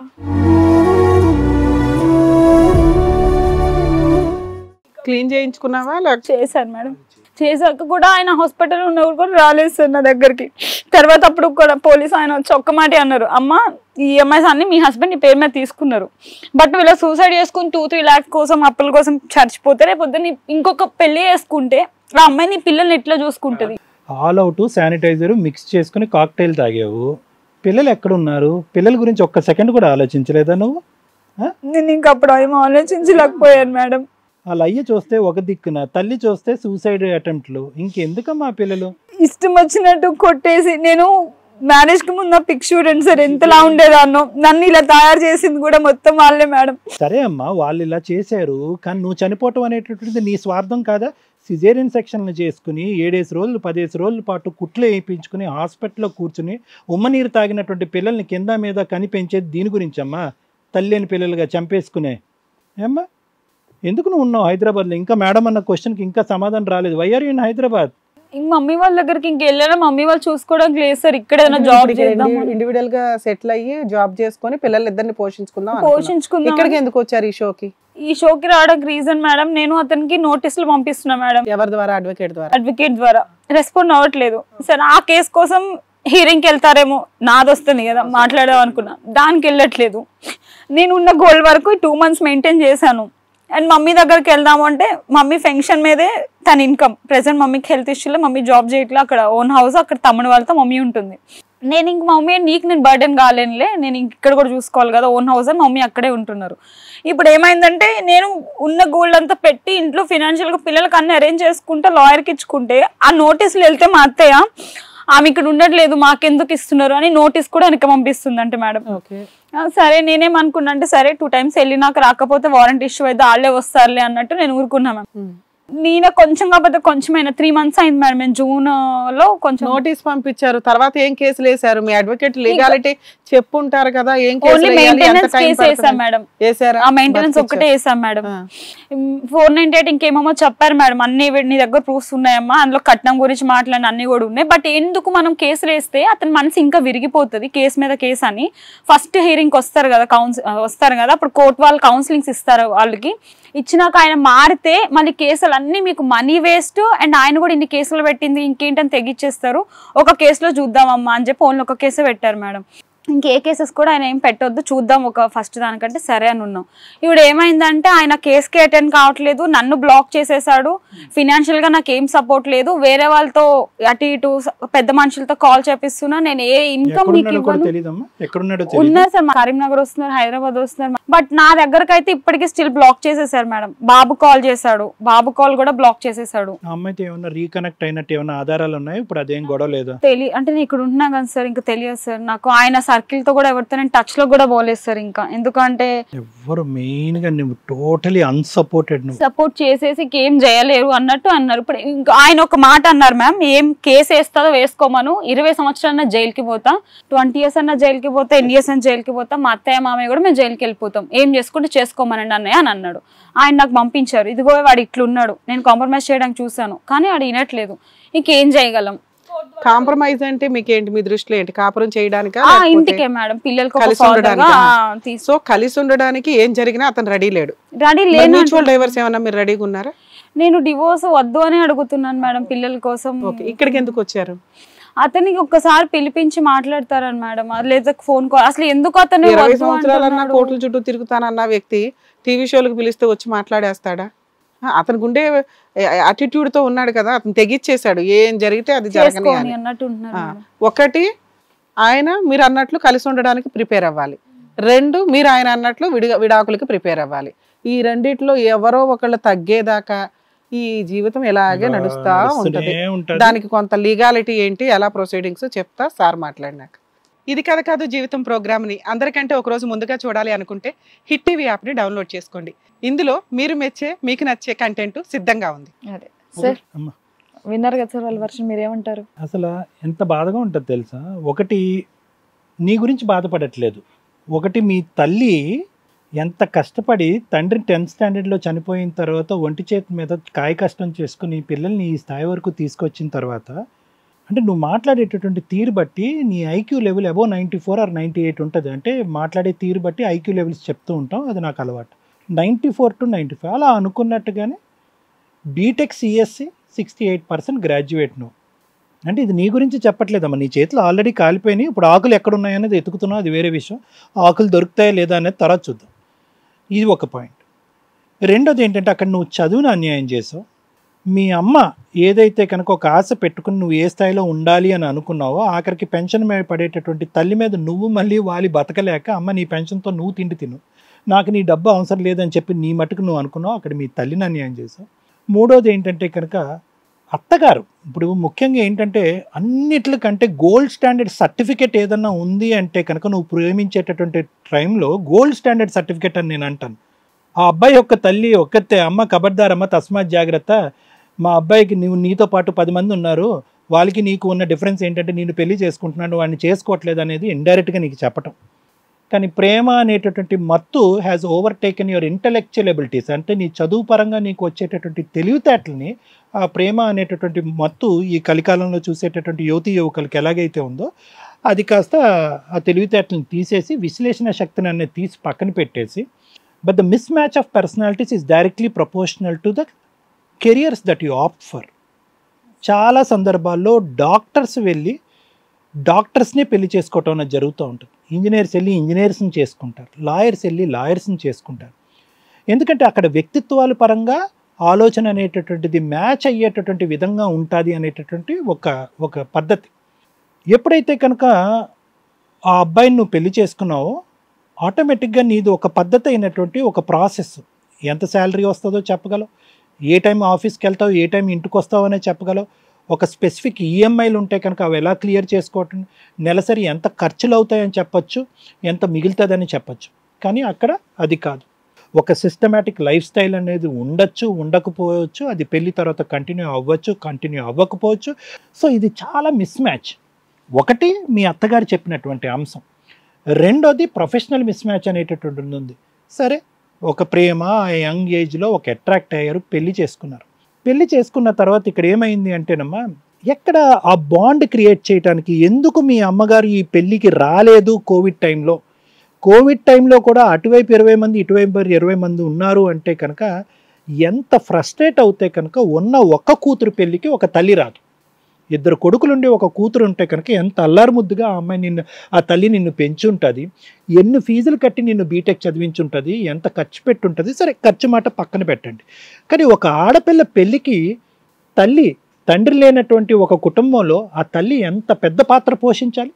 అసలు ముందస్తు వచ్చి దగ్గరుండి పెళ్లి చేయాలంటే కనుక ఆవిడ మనసు ఎంత ఇరిగిపోయి ఉంటే కనుక, ఏం చూడటం వల్ల మా అమ్మ మనసు ఇరిగిపోయింది అంటే కనుక, ఒక తల్లికి 10-12 విశ్లేషణ శక్తులు అక్కర్లేదమ్మా, ఆధారాలు అక్కర్లేదు. వాళ్ళ ఇన్స్టింక్ట్ చెప్తుంది. వాళ్ళ ఇన్స్టింక్ట్ ఏంటంటే కనుక వాళ్ళ 6th 7th కాన్షియస్ ఏదైతే ఉంటుందో ఆ మైండ్ స్టేట్, మా అమ్మాయికి ఏ వృత్తి విద్య వచ్చేటటువంటి అబ్బాయి సూట్ అవుతాడు, ఎలాంటి అబ్బాయితో మా అమ్మాయి మసలగలదు, ఉండగలదు అనేటటువంటి అంశాలు విశ్లేషణ శక్తి బట్టి చెప్పగలరు తల్లి. అంటూ ఉంటారు ఆడపిల్లలు వచ్చి, అమ్మ నేను 6-7 సంవత్సరాలు బట్టి ప్రేమించాను, నీకేం తెలుసమ్మా, పుట్టుకుమని ఒక అరేంజ్డ్ మ్యారేజ్ ఒక 10 నిమిషాలు పెళ్లి చూపులో మీరు అక్కడ కూర్చోపెట్టి పెళ్లి చేసేస్తారు. 6-7 సంవత్సరాల పాటు తెలుసుకున్నటువంటి అబ్బాయి కంటే మీరు 10 నిమిషాలు పెళ్లి చూపుల్లో కూర్చోపెట్టినటువంటి అబ్బాయే ఎక్కువ అని మీరు అంటూ ఉంటారు. కాదు, దయచేసి అలా అనుకోకండి. ఎందుకంటే తల్లిదండ్రులకి ఆ ఇన్స్టింక్ట్ ఉంటుంది. ఎందుకు ఇది ప్రధానమైనటువంటి అంశం కింద చెప్తున్నానంటే కనుక, ప్రేమించినటువంటి అబ్బాయిని నువ్వేం 10-12 సంవత్సరాల పాటు ప్రేమించలేదు. కేవలం త్రూ ఫ్రెండ్ ఆఫ్ ఫ్రెండ్స్ ద్వారా, ఒక అవేర్నెస్ ద్వారా క్రియేట్ అయినటువంటి ఒక ఫిజికల్ అట్రాక్షన్ మాత్రమే అది. నేనైతే మాత్రం ఆ 1 year పాటు జరిగినటువంటి ప్రయాణానికి ప్రేమ అనేటటువంటి పదాన్ని పెట్టను, నెంబర్ 1. నెంబర్ 2 ఏంటంటే, అది కేవలం నీ ఇంటలెక్చువల్ బ్రెయిన్తో నువ్వు విశ్లేషించినటువంటిది. అక్కడ ఉండేటటువంటి వాళ్ళు కామన్ ఫ్రెండ్స్ అందరూ కూడా ఆ అబ్బాయికి చాలా దగ్గర, నీకు కొంతవరకు దగ్గరే. ఎందుకంటే అదే పెద్ద మనుషులు మొన్న డిసెంబర్లో వేరే పెళ్లి కూడా చేశారు. సో ఇదంతా ఒక గూటుపుటాని, ఇదంతా ఒక ఆనవాయితీ. ఆ పెద్ద మనిషి మాట్లాడినటువంటి ఆ ఫోన్ కాన్వర్జేషన్ వింటే కనుక వీళ్ళకి ఏంటంటే ఇది సర్వసహజం, ఇది కామన్, చాలా సందర్భాల్లో జరిగింది, ఇక్కడ కూడా జరుగుతుంది. అది number 1. Number 2 most important factor ఏంటంటే కనుక, నీ చదువు నీకు బ్రేక్ అయ్యలేదు. 2 తల్లులు వచ్చి చెప్పినటువంటి ఒక అంశం, మీ తల్లి వద్దు అంది, ఆ తల్లి వద్దు అంది. లేదమ్మా చేతులు తీసుకెళ్ళి పొయ్యిలో పెట్టుకుంటాను అని అంటే కనుక, నీలాంటి వ్యక్తులు వస్తే కనుక ఆ తల్లిదేం పోయింది, అట్లీస్ట్ పెళ్లి చేస్తే కనుక పిచ్చి కుదురుతుంది. ఈ ఆడవాళ్ళ పిచ్చి ఏదైతే నాకు కొడుకుందో, ఈ అమ్మాయి పెళ్లి చేసుకుంటే కనుక ఆ కోరికలు కాస్త తీరితే కనుక ఈడు గాడిలో పడతాడని చెప్పి నువ్వు చేతులారో ఒక డాక్టర్ కింద వచ్చి ఆ అబ్బాయి జీవితంలో ప్రయాణానికి వస్తే కనుక నీ జీవితాన్ని సాక్రిఫైస్ చేసుకుని ఏ తల్లి ఆపుతుంది? ఇప్పుడు ఆ తల్లి నీకు శత్రువైంది, మీ అత్తగారే నీకు శత్రువైంది, అది వేరే విషయం. అక్కడ 1,00,000 కారణాలు ఉన్నాయి, తర్వాత మాట్లాడుకోవచ్చు. కానీ ఒక మనిషికి తాను ఆపుకోవటానికి ఇంతకంటే ఎక్కువ బ్రేక్స్ ఉంటాయా? ఉండవు. కానీ నీకు అన్ని బ్రేక్స్ ఉన్నాయి. Now coming to the 4th point. ఎన్ని అంశాలు ఉన్నాయి నీ జీవితంలో నీకు చెప్తున్నాను, ఇప్పటికైనా రియలైజ్ అవ్వు. నెక్స్ట్ ఏంటి నీ లైఫ్లో? ఇప్పటికీ నువ్వు చిన్నపిల్లవి, 26 to 27 years, నువ్వు ఒక యంగ్ అడల్ట్. భవిష్యత్ అంతా కొనకు ఒక 70-75 సంవత్సరాలు నీ కళ్ళెదురుగుంటా ఉంది. అట్లీస్ట్ ఇప్పటికైనా కూడా 2 పిల్లల్ని ఎత్తుకున్నటువంటి నువ్వు ఇప్పటికైనా ఒక సరైనటువంటి నిర్ణయం తీసుకోవాలి. ఇప్పటికే కూడా నీ చదువు నేర్పించినటువంటి నీ తెలివితేటలు, ఇంగితాన్ని ఇప్పటికైనా వాడాలి అనే ఉద్దేశంతో నేను రెట్రోస్పెక్టివ్గా ఇవి చెప్తున్నాను. నెంబర్ 1. నెంబర్ 2 ఏంటంటే, ఎవరైతే కనుక ఈ ప్రేమ అనేటటువంటి ఒక మత్తులో, ఆ ప్రేమ అనేటటువంటి పిచ్చిలో ఒక జీవితాన్ని ఒక ఫోటోగ్రాఫ్ లాగా, ఒక సినిమాలా చూడకుండా ఒక ఫోటోగ్రాఫ్ లాగా చూసి ఆ ఇన్ఫాక్చుయేషన్కి, అట్రాక్షన్కి ముందుకెళ్ళి పట్టకమని 3 ముళ్ళు కట్టించేసుకున్న తర్వాత ఆ చిక్కుముడి ఆ ఊబిలో ఇరుక్కుపోతారో వాళ్ళందరికీ ఒక పాఠం చెప్పేటటువంటి ఉద్దేశంతో నేను చెప్తున్నానమ్మా నీ ద్వారా. అయితే 4th ఆస్పెక్ట్ నేను ఏంటంటే, పిల్లలకు అనేటటువంటి ప్రయాణం. ద మోస్ట్ ఇంపార్టెంట్ థింగ్, ఈరోజు నువ్వు దర్జాగా కాలర్ ఎగరేసుకుని బయట తిరగవలసినటువంటి ఒక అంశం ఏంటంటే, 1 చదువు, 2ది నీ కెరియర్. 38,000 జీతం అంటే during the time of Covid, corona టైంలో చాలామంది ఉద్యోగాలు లేక పూట ఎలా గడుస్తుంది అనేటటువంటి క్రమంలో ఓకే అప్పుడు కూడా నువ్వేం చేసావు, కెరియర్ వదిలేసావు. ఈరోజు అదే కెరియర్ నీకు ఉంటే కనుక నువ్వు ఎలా మాట్లాడి ఉండేదానివి, ఆ పిల్లల్ని ఎంత దర్జాగా పెట్టుకుని ఉండేదానివి. ఆ బంగారాన్ని తాకట్టు పెట్టేసావు. వచ్చినటువంటి 10 రూపాయలు అయిపోయింది. రేపటి రోజు నుంచి నీ బ్రతుకు తెరువు ఏంటమ్మా, ఎవరు కాపాడతారు? మీ తల్లి. అది నాకు తలుచుకుంటేనే భయం వేస్తుంది. ఎందుకు భయం వేస్తుంది అంటే నీ గురించి భయం వేయట్లేదు, నువ్వు పెంచేటటువంటి ఆ 2 పిల్లల గురించి భయం వేస్తుంది. మెయింటెనెన్స్ కేసు వేసావు, అది ఎప్పుడు వస్తుంది, అతను ఎప్పుడు డబ్బులు ఇవ్వటం మొదలు పెడతాడు ఏంటి అనేది ఆ లీగల్ ఆస్పెక్ట్స్ నాకు తెలీదు.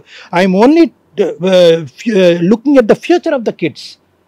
ఎటువంటి పరిస్థితుల్లో ఈరోజు ఫ్యాన్ పెట్టావు, ఏసీ పెట్టావు, దుప్పటి ఇచ్చావు, మంచి ప్యాంటు షర్ట్ ఇచ్చావు. రేపటి నుంచి నీ దగ్గర డబ్బులు లేకపోతే ఆ పిల్లలిద్దరికి ఏం బట్టలు ఇస్తావు, ఏం తిండి పెడతావు? రేపటి గురించి ఒక ఆలోచన ఉందా, ఒక భయం ఉందా? ఇది నేను అంటున్నాను. ప్లానింగ్ లేకుండా 3 ప్రెగ్నెన్సీస్, ఆ 2 కూడా అసలు ఈ 2 పిల్లలు ఈ భూప్రపంచం మీద ఉన్నారు అంటే కనుక అది నిజంగా నీ అదృష్టం తెలుసా? ఆ లో బర్త్ వెయిట్ బేబీస్ వాళ్ళిద్దరూ ఈరోజు పుట్టి అదృష్టవంతులు అయ్యారా, పుట్టి దురదృష్టవంతులు అయ్యారా నాకైతే అర్థం కావట్లేదు. ఇంకా మధ్యలో ఒక అబార్షన్, ఎక్కడ కాంప్రమైజ్ లేదు వీళ్ళు. No coming to the 5th point ఏంటంటే కనుక ఆ మనిషి యొక్క క్యారెక్టర్ ఏంటి అనేటటువంటిది 10 మెతుకులు తినక్కర్లేదమ్మా, 1 మెతుకు తింటే చాలు. ఒక వ్యక్తితో నువ్వు అక్కడి నుంచి ఫుల్ టైం జాబ్ వదిలేసి అతని వెనకతలు ఒక సిఐడి ఆఫీసర్ లాగా, ఒక పోలీస్ ఆఫీసర్ లాగా ఎప్పుడు ఏం చేస్తున్నాడు? ఇందాక నేను ఏంటంటే నవ్వలేక సచ్చాను, ఒక ఆలోచన నా లోపల. నేను సోషల్ మీడియా నుంచి మొత్తం అన్నీ కూడా నా గుప్పెట్లో పెట్టాను, పాస్వర్డ్స్ నా గుప్పెట్లో పెట్టేసుకున్నాను, అన్నీ నేను లాకేసుకున్నాను. ఎంతకాలం లాక్కుంటావు? ఎంతకాలం? నీ చదివేంటి, నువ్వు చేయవలసినటువంటి అంశం ఏంటి, నువ్వు ఏ ఉద్యోగం చేయాలి, ఏం ఉద్యోగం చేస్తున్నావు? అతనికి ఒక సెక్యూరిటీ గార్డ్ లాగా ఉద్యోగం చేసావు ఇంతకాలం. ఈ 4 years పాటు నీ పాత్ర ఏంటంటే కనుక సెక్యూరిటీ గార్డ్. ఏ క్షణాన్ని ఏ నిమిషాన్ని నా భర్త నా చేతుల్లో నుంచి జారిపోయి ఏ ఆడది కొంగును కట్టేసుకుంటుంది అనేటటువంటి జాగ్రత్త పట్టడంతో ఈ 4 years నీకు అయిపోయింది. మీ ఇద్దరు ప్రేమకి సాక్షిగా లేదంటే మీ ఇద్దరు పెళ్లికి సాక్షిగా ఒక దురదృష్టకరమైనటువంటి 2 పిల్లలు. సారీ నేను ఇలా అంటున్నాను అన్నది ఏం అనుకోవద్దు, ఎందుకంటే మీరిద్దరు పాపం చేశారు కానీ ఆ పిల్లలు ఏం పాపం చేశారు? ఈరోజు నువ్వు చచ్చిపోయి ఉంటే కనుక ఆ పిల్లలు ఇద్దరు రోడ్డు మీద అనాథలు అయి ఉండేవారు కాదా? తండ్రి ఎక్కడో చట్టపట్టాలు వేసుకుని తిరుగుతూ ఉంటాడు. ఆ పిల్లలకి ఎవరు దిక్కు? మీ అమ్మ పోషిస్తుందా? ఎవరు పోషిస్తారు? ఫైనల్గా పెళ్లి చేసుకున్నావు, వాడు వెళ్ళి ఇంకో పెళ్లి చేసుకున్నాడు. పెళ్లికి ఉండేటటువంటి పెద్దలు ఎవరైతే ఉన్నారో అది నాకు చాలా విచిత్రంగా అనిపిస్తుందమ్మా. ఆ పెళ్లి కూడా ఒక డ్రామాయే. ఆ అమ్మాయిని పిచ్చిదాన్ని చేసి వెనక ముందు ఎవరూ లేకుండా శారీరకంగా వాడేసుకొని ఆ అమ్మాయికి దిక్కు మొక్కు లేని దాన్ని అవ్వటం వల్ల ఆ అమ్మాయిని ఒక ట్రాప్ చేశాడు. లేదంటే అంత కష్టపడి వెనకతల నుంచి ఒక ప్లానింగ్ చేసినటువంటి వాళ్ళు 10 రోజుల్లో ఆ పెళ్లి పెటాకులు అవటం ఏంటి? సో వీళ్ళకు ఉండేటటువంటి బక్రాల లిస్ట్లో నువ్వు ఫస్ట్ ఉన్నావు, తర్వాత ఆ అమ్మాయి ఉంది, ఈ మధ్యలో ఎంతమంది ఉన్నారు అనేటటువంటిది నువ్వు చూడలేదు. ఆ హాస్పిటల్లో నీకు చెప్పినటువంటి నర్స్ లాంటిది కానీ లేదంటే మీ సిస్టర్ లాంటి వాళ్ళు లేకపోవటం వల్ల నీకు ఇన్ఫర్మేషన్ లేదు. కానీ బహుశా ఇది ఒక కంటిన్యూస్గా జరిగేటటువంటి ఆనవాయితీ. ఎటొచ్చే ఏంటంటే నీ అదృష్టం కొద్దీ ఈరోజు నీకంటూ ఒక పెద్ద సెక్యూరిటీ ఏదైనా ఉందంటే అది నీ మొబైల్ ఫోన్ అని అనుకోవచ్చు. అందులో ఎన్నెన్ని ఆధారాలు ఉన్నాయి, ఎన్నెన్ని ఫోటోలు ఉన్నాయి, ఎన్నెన్ని రికార్డింగ్స్ ఉన్నాయి. ఆ ఫోన్ని ఈ పర్పస్కి వాడుకుంటున్నాం. సరే ఫైనల్గా అది అయిపోయిన తర్వాత ఈరోజు నువ్వు ఇక్కడ కూర్చొని ఓకే కండిషన్స్ పెట్టావు, రిస్ట్రిక్షన్స్ పెట్టావు, మీ అత్తమామలకు పెట్టావు. I don't think so. ఇవన్నీ సెకండరీ రీజన్స్ అమ్మ. ప్రైమరీ రీజన్స్ అయితే కనుక అతను విచ్చలవిడిగా స్వేచ్ఛగా హ్యాపీగా ఫ్రీగా అతనికి కావలసినటువంటి విధంగా బహుశా ఒక 25-26 సంవత్సరాల పాటు బతికాడు అతను. ఇన్ని రోజులు బట్టి తల్లి మాట లెక్కలేదు, తండ్రి మాట లెక్కలేదు. డబ్బులు జలసాగా వాడుకునేటటువంటి వాడు, తాగేవాడు, తందనాలు ఆడేవాడు, ఇవన్నీ చేసేవాడు. ఎప్పుడైతే అతను గుట్టు రట్టయి ఫస్ట్ టైం అతని జీవితంలో ఒక రిస్ట్రిక్టెడ్ అట్మాస్ఫియర్లో పెట్టినటువంటి వ్యక్తి అది అతనికి నచ్చలేదు, అండమాన్ జైల్లో పెట్టినట్టు అయింది. కాబట్టి ఏంటంటే ప్రైమరీ రీజన్ ఏదైతే ప్రధానమైనటువంటి కారణం ఈరోజు ఈ భార్యాభర్తల గొడవకి, ఆ కారణాన్ని తీసి పక్కన పెట్టేసి అగో నువ్వు ఒత్తిడి పెడుతున్నావు, నువ్వు నన్ను రిస్ట్రిక్ట్ చేస్తున్నావు, నన్ను తిననివ్వట్లేదు, తాగనివ్వట్లేదు, తిరగనివ్వట్లేదు అని చెప్పి ఇక్కడ ఏదో ఒక గయ్యాల గంప భార్య నాకు దొరకటం వల్ల నేను పిచ్చోడిని అయిపోయాను అనేటటువంటి విధంగా చిత్రీకరించి ఈరోజు ఏం చేస్తున్నాడు అంటే కనుక నిన్ను మౌల్డ్ చేసి నీ నెత్తి మీద మేకు దిగ్గొట్టేటటువంటి ప్రయత్నం చేస్తున్నాడు. ఎందుకంటే కనుక రేపొద్దున ఎప్పుడైనా కూడా మళ్ళీ మీరు కలిసి ప్రయాణం నీ గెలుపు బాటలో ముందుకెళ్ళి అతను బుద్ధి గడ్డి తిని మళ్ళీ నీ జీవితంలోకి వచ్చాడు అంటే కనుక అతను ఫోన్ చూడటానికి నువ్వు వణుకు చావాలి. రాత్రి ఏ టైంకి వస్తున్నావు, ఇప్పుడు వరకు ఎక్కడున్నావు అని అడగటానికి నువ్వు వణుకు చావాలి. సో ఇక్కడ నేను అనేది ఏంటంటే కనుక అతను మౌల్డ్ అవటం అనేటటువంటిది పక్కన పెట్టేసి ఈ కండిషన్స్ పెట్టి నిన్నే మౌల్డ్ చేసాడు. నేనేం తింటున్నానో అడగకూడదు, నేనేం తిరుగుతున్నానో అడగకూడదు, ఏం తాగుతున్నానో అడగకూడదు. సో ఇది కండిషన్. సో ఫైనల్గా నువ్వేమవుతుంది, ఈ వాడి వేడిలో ఉండి ఉండి ఉండి ఉద్యోగం లేక, చదువు నీకు ఒక దిక్కుని చూపెట్టక, పిల్లల్ని ఎలా పోషించాలో తెలియక, నీ అమ్మగారు ఎక్కడున్నారో తెలియక, దిక్కు మొక్కు లేనిదటువంటి ఈ వేడిలో ఏమవుతుందంటే ఎలాంటి ఆడదైనా కూడా బాయిల్ అయిపోతుంది. కట్ చేస్తే కనుక కొంతమంది ఆడవాళ్ళు ఏమంటారు అంటే, సరే సార్ వాడు ఎవరితో తిరిగితే వాడితో తిరగనండి, నా పిల్లలకు ఒక తండ్రిలాగా నేను ఒక ఈ పరువులు ప్రతిష్టలు ఇవన్నీ పక్కన పెడతాను, శక్తి సామర్థ్యాలు ఉన్నంతసేపు నేను ఫైట్ చేశాను, ఇంకా నేను ఫైట్ చేయాలని చెప్పి నీలాంటి ఆడవాళ్ళు ఇంతమందిని చూశాను అలా కాంప్రమైజ్ అయ్యి కిందకి జారి. ఎందుకు? ఇన్సెక్యూరిటీ. పిల్లల్ని చూస్తే బాధ, నువ్వు ఎలాగైనా బతుకుతావు, పిల్లల్ని ఎలా బతుకుతారు అది. సో ఆ లూప్లో అతను వస్తున్నాడు అనేటటువంటిది నా నమ్మకం. ఇప్పుడు నువ్వేమంటున్నావు, ఇన్ని చేసినా అతనే కావాలండి, మారకపోయినా అతనే కావాలి. ఎందుకు కావాలండి అంటే కనుక 2 పిల్లలు ఉన్నారు కదండి, అయిపోయి స్టెప్ డౌన్ అయిపోయావు. ఎవరు ఇందాక నుంచి నేను అదే అడుగుతున్నాను, ఎవరు స్టెప్ డౌన్ అవ్వాలి, ఎవరు క్యారెక్టర్ మారాలి, ఎవరి వ్యక్తిత్వం మారాలి, ఎవరు బుద్ధి తెచ్చుకోవాలి, ఎవరు మారిపోయారు. కాబట్టి నేను చెప్పేది ఏంటంటేనమ్మా, I'm coming to only one point. I don't know, నాకు ఈ కేసెస్ అవన్నీ నాకు తెలియదమ్మా. ఒక కేసు అనేటటువంటిది ఆ వ్యక్తిని మారుస్తుందా, ఇతను ఎంతవరకు పోస్ట్పోన్ చేసుకుంటూ పోతాడు, ఎన్ని రోజులు అవుతుంది, ఎన్ని సంవత్సరాలు పడుతుంది, అతనేమొచ్చి ఈవెంట్లు చేసుకుంటూ బాగా డబ్బులు సంపాదించుకుని అతను తిండి తిప్పలు అతను బాగానే చూసుకుంటున్నాడు, నీ పరిస్థితి ఏంటి? సో నాకేంటంటే entry and exit door 2 open చేయాలనేది నా ఉద్దేశం. వచ్చి ఉన్నాడా అదృష్టవంతురాలు, మారి వచ్చి ఉంటే కనుక అదృష్టవంతులు, మారకుండా వచ్చి ఉంటే కనుక నీ అంత దురదృష్టవంతురాలు ఎవరూ లేరు. ఆ వ్యక్తిత్వం మారాలి, ఆలోచన శైలి మారాలి, పరిస్థితులు మారాలి, మాట తీరు ప్రవర్తన మారాలి. ఇవి మారకుండా వస్తే కనుక నీ అంత దురదృష్టవంతురాలు ఏమీ లేదు. ఇంతకుముందు 10% దురదృష్టవంతురాలు అయితే కనుక రానున్న రోజుల్లో నువ్వు 90% దురదృష్టవంతురాలు. సో ఇక్కడ ఏంటంటే బాల్ నీ చేతుల్లో ఉండాలి, అతని జుట్టు నీ చేతుల్లో ఉండాలి. ఏ విధంగా అంటే కనుక మారి వస్తే ఓకే, మారకుండా వస్తే కనుక నువ్వు గెలిచినట్టు, ఆ పిల్లలకు ఒక అసలు సిసలైనటువంటి తల్లిగా నువ్వు గెలిచినట్టు. నీ జీవితాన్ని, నీకు ఎడ్యుకేషన్ ఉంది, నీకు ఒక కెరియర్ ఉంది, నీ సీవీతో నేనే ట్రై చేస్తాను నీకు మంచి జాబ్ ఇప్పించడానికి. కంప్యూటర్ సిఎస్సి ఉంది, గ్యాప్ ఉంది కాబట్టి ఆ గ్యాప్ని ఎలా క్లోజ్ చేయాలనేది అది వేరే విషయం, మనం మాట్లాడుకోవాలి. అది నేనేమంటున్నానంటే we can try for a job. First నీకు కావాల్సినటువంటిది ఫైనాన్షియల్ సపోర్ట్, నీకు కావాల్సినటువంటి మోరల్ సపోర్ట్, నీ చదువు, నీ కెరియర్ ద్వారా నీకు కావాల్సినటువంటిది నీ రెస్పెక్ట్, నీ పిల్లలకి సరైనటువంటి మోతాదులో సరైనటువంటి సమయంలో తిండి తిప్పలు కావాలి. ఇవి ఫస్ట్ చూసుకో. వస్తాడు కావాలి, ఎన్ని పెళ్ళిళ్ళు చేసుకున్నాడు, ఇప్పుడు ఆ అమ్మాయితో ఉన్నాడా, ఈ అమ్మాయితో ఉన్నాడా, చాలు. 4 years పాటు చాలా పెద్ద సెక్యూరిటీ జాబ్ చేసావు, ఇంకా సెక్యూరిటీ జాబ్కి గుడ్ బై చెప్పు. దాని గురించి నువ్వు కనలేదు, దాని గురించి నువ్వు చదవలేదు, దాని గురించి నువ్వు పెరగలేదు. ఈ సెక్యూరిటీ జాబ్ ఆపేసి వస్తాడా, మారి వస్తే కనుక పూర్తి స్థాయిలో 100% మారి వస్తే కనుక యాక్సెప్ట్ చేద్దాం. వద్దు అంటారా, నువ్వు అతను పనిష్ చేయవలసినటువంటి విధంగా పనిష్ చేసి, I think you have to be a mother of those 2 children and live happily for the rest of your life. ఇదైతే మాత్రం నేనైతే ఖచ్చితంగా చెప్పాలనుకుంటున్నాను ఈ విషయంలో. Thank you sir. మేడం, తనకి మీరు ఏం సలహా ఇస్తారు? మీకు లైఫ్ అంటే ఒక ఆట, మీకు నచ్చిన పని ఏదన్నా మీరు చేసేసుకోవాలని డిసైడ్. ఒక ఫీల్డ్లో అక్రమ సంబంధాలు పెట్టుకోవాలనుకున్న ఒక అమ్మాయో అబ్బాయో దొరకాలి అనుకున్న చాలా ఫ్రీగా యాక్సెస్ ఉండే ఫీల్డ్ మీరు ఎంచుకున్న మీ హస్బెండ్ది. అర్థమవుతుందా? మిగతా వాళ్ళకి ఒక ఫ్రెండ్ అవ్వాలన్నా, ఒక ఇది అవ్వాలన్నా చాలా తక్కువ మందే ఉంటారు.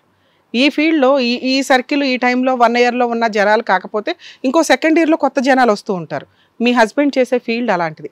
రిపీటెడ్గా ఎవ్రీ ఇయర్ వాళ్ళున్న లైఫ్ స్పాన్ మొత్తంలో అదే ఫీల్డ్లో వాళ్ళు ఉంటే, వాళ్ళ ప్రొఫెషన్ అదే అయితే కనుక ఇది ఆ ఒక్క అమ్మాయితోటో, సెకండ్ మ్యారేజ్ చేసుకున్న 2వ అమ్మాయితోటో, 10వ అమ్మాయితోటో, 50వ అమ్మాయితోటో ఆగదు.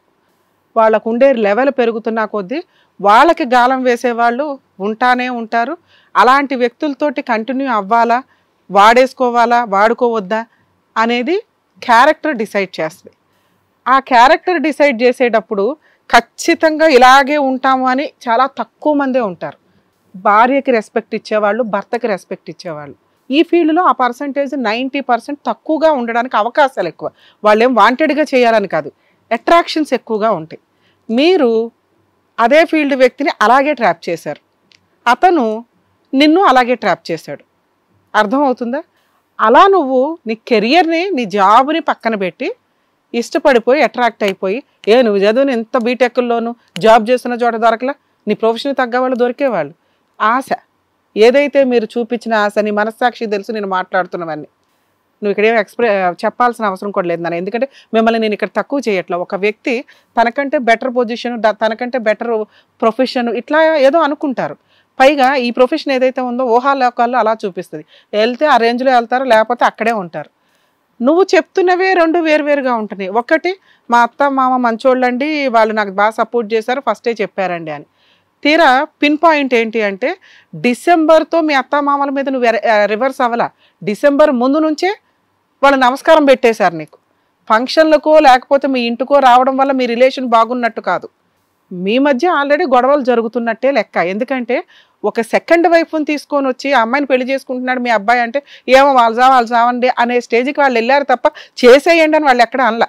వాళ్ళకి తెలుసండి, వాళ్ళకి చెప్పామండి అన్నాడు ఆ మీడియేటర్ ఎవరైతే ఉన్నారో వాళ్ళు ఆపలేరు అబ్బాయిని. ఎందుకంటే ఆ అబ్బాయి క్యారెక్టర్ ఏంటో వాళ్ళు ఫస్టే నీకు చెప్పారు, నువ్వు అలాగే దొరికావు వాళ్ళకి.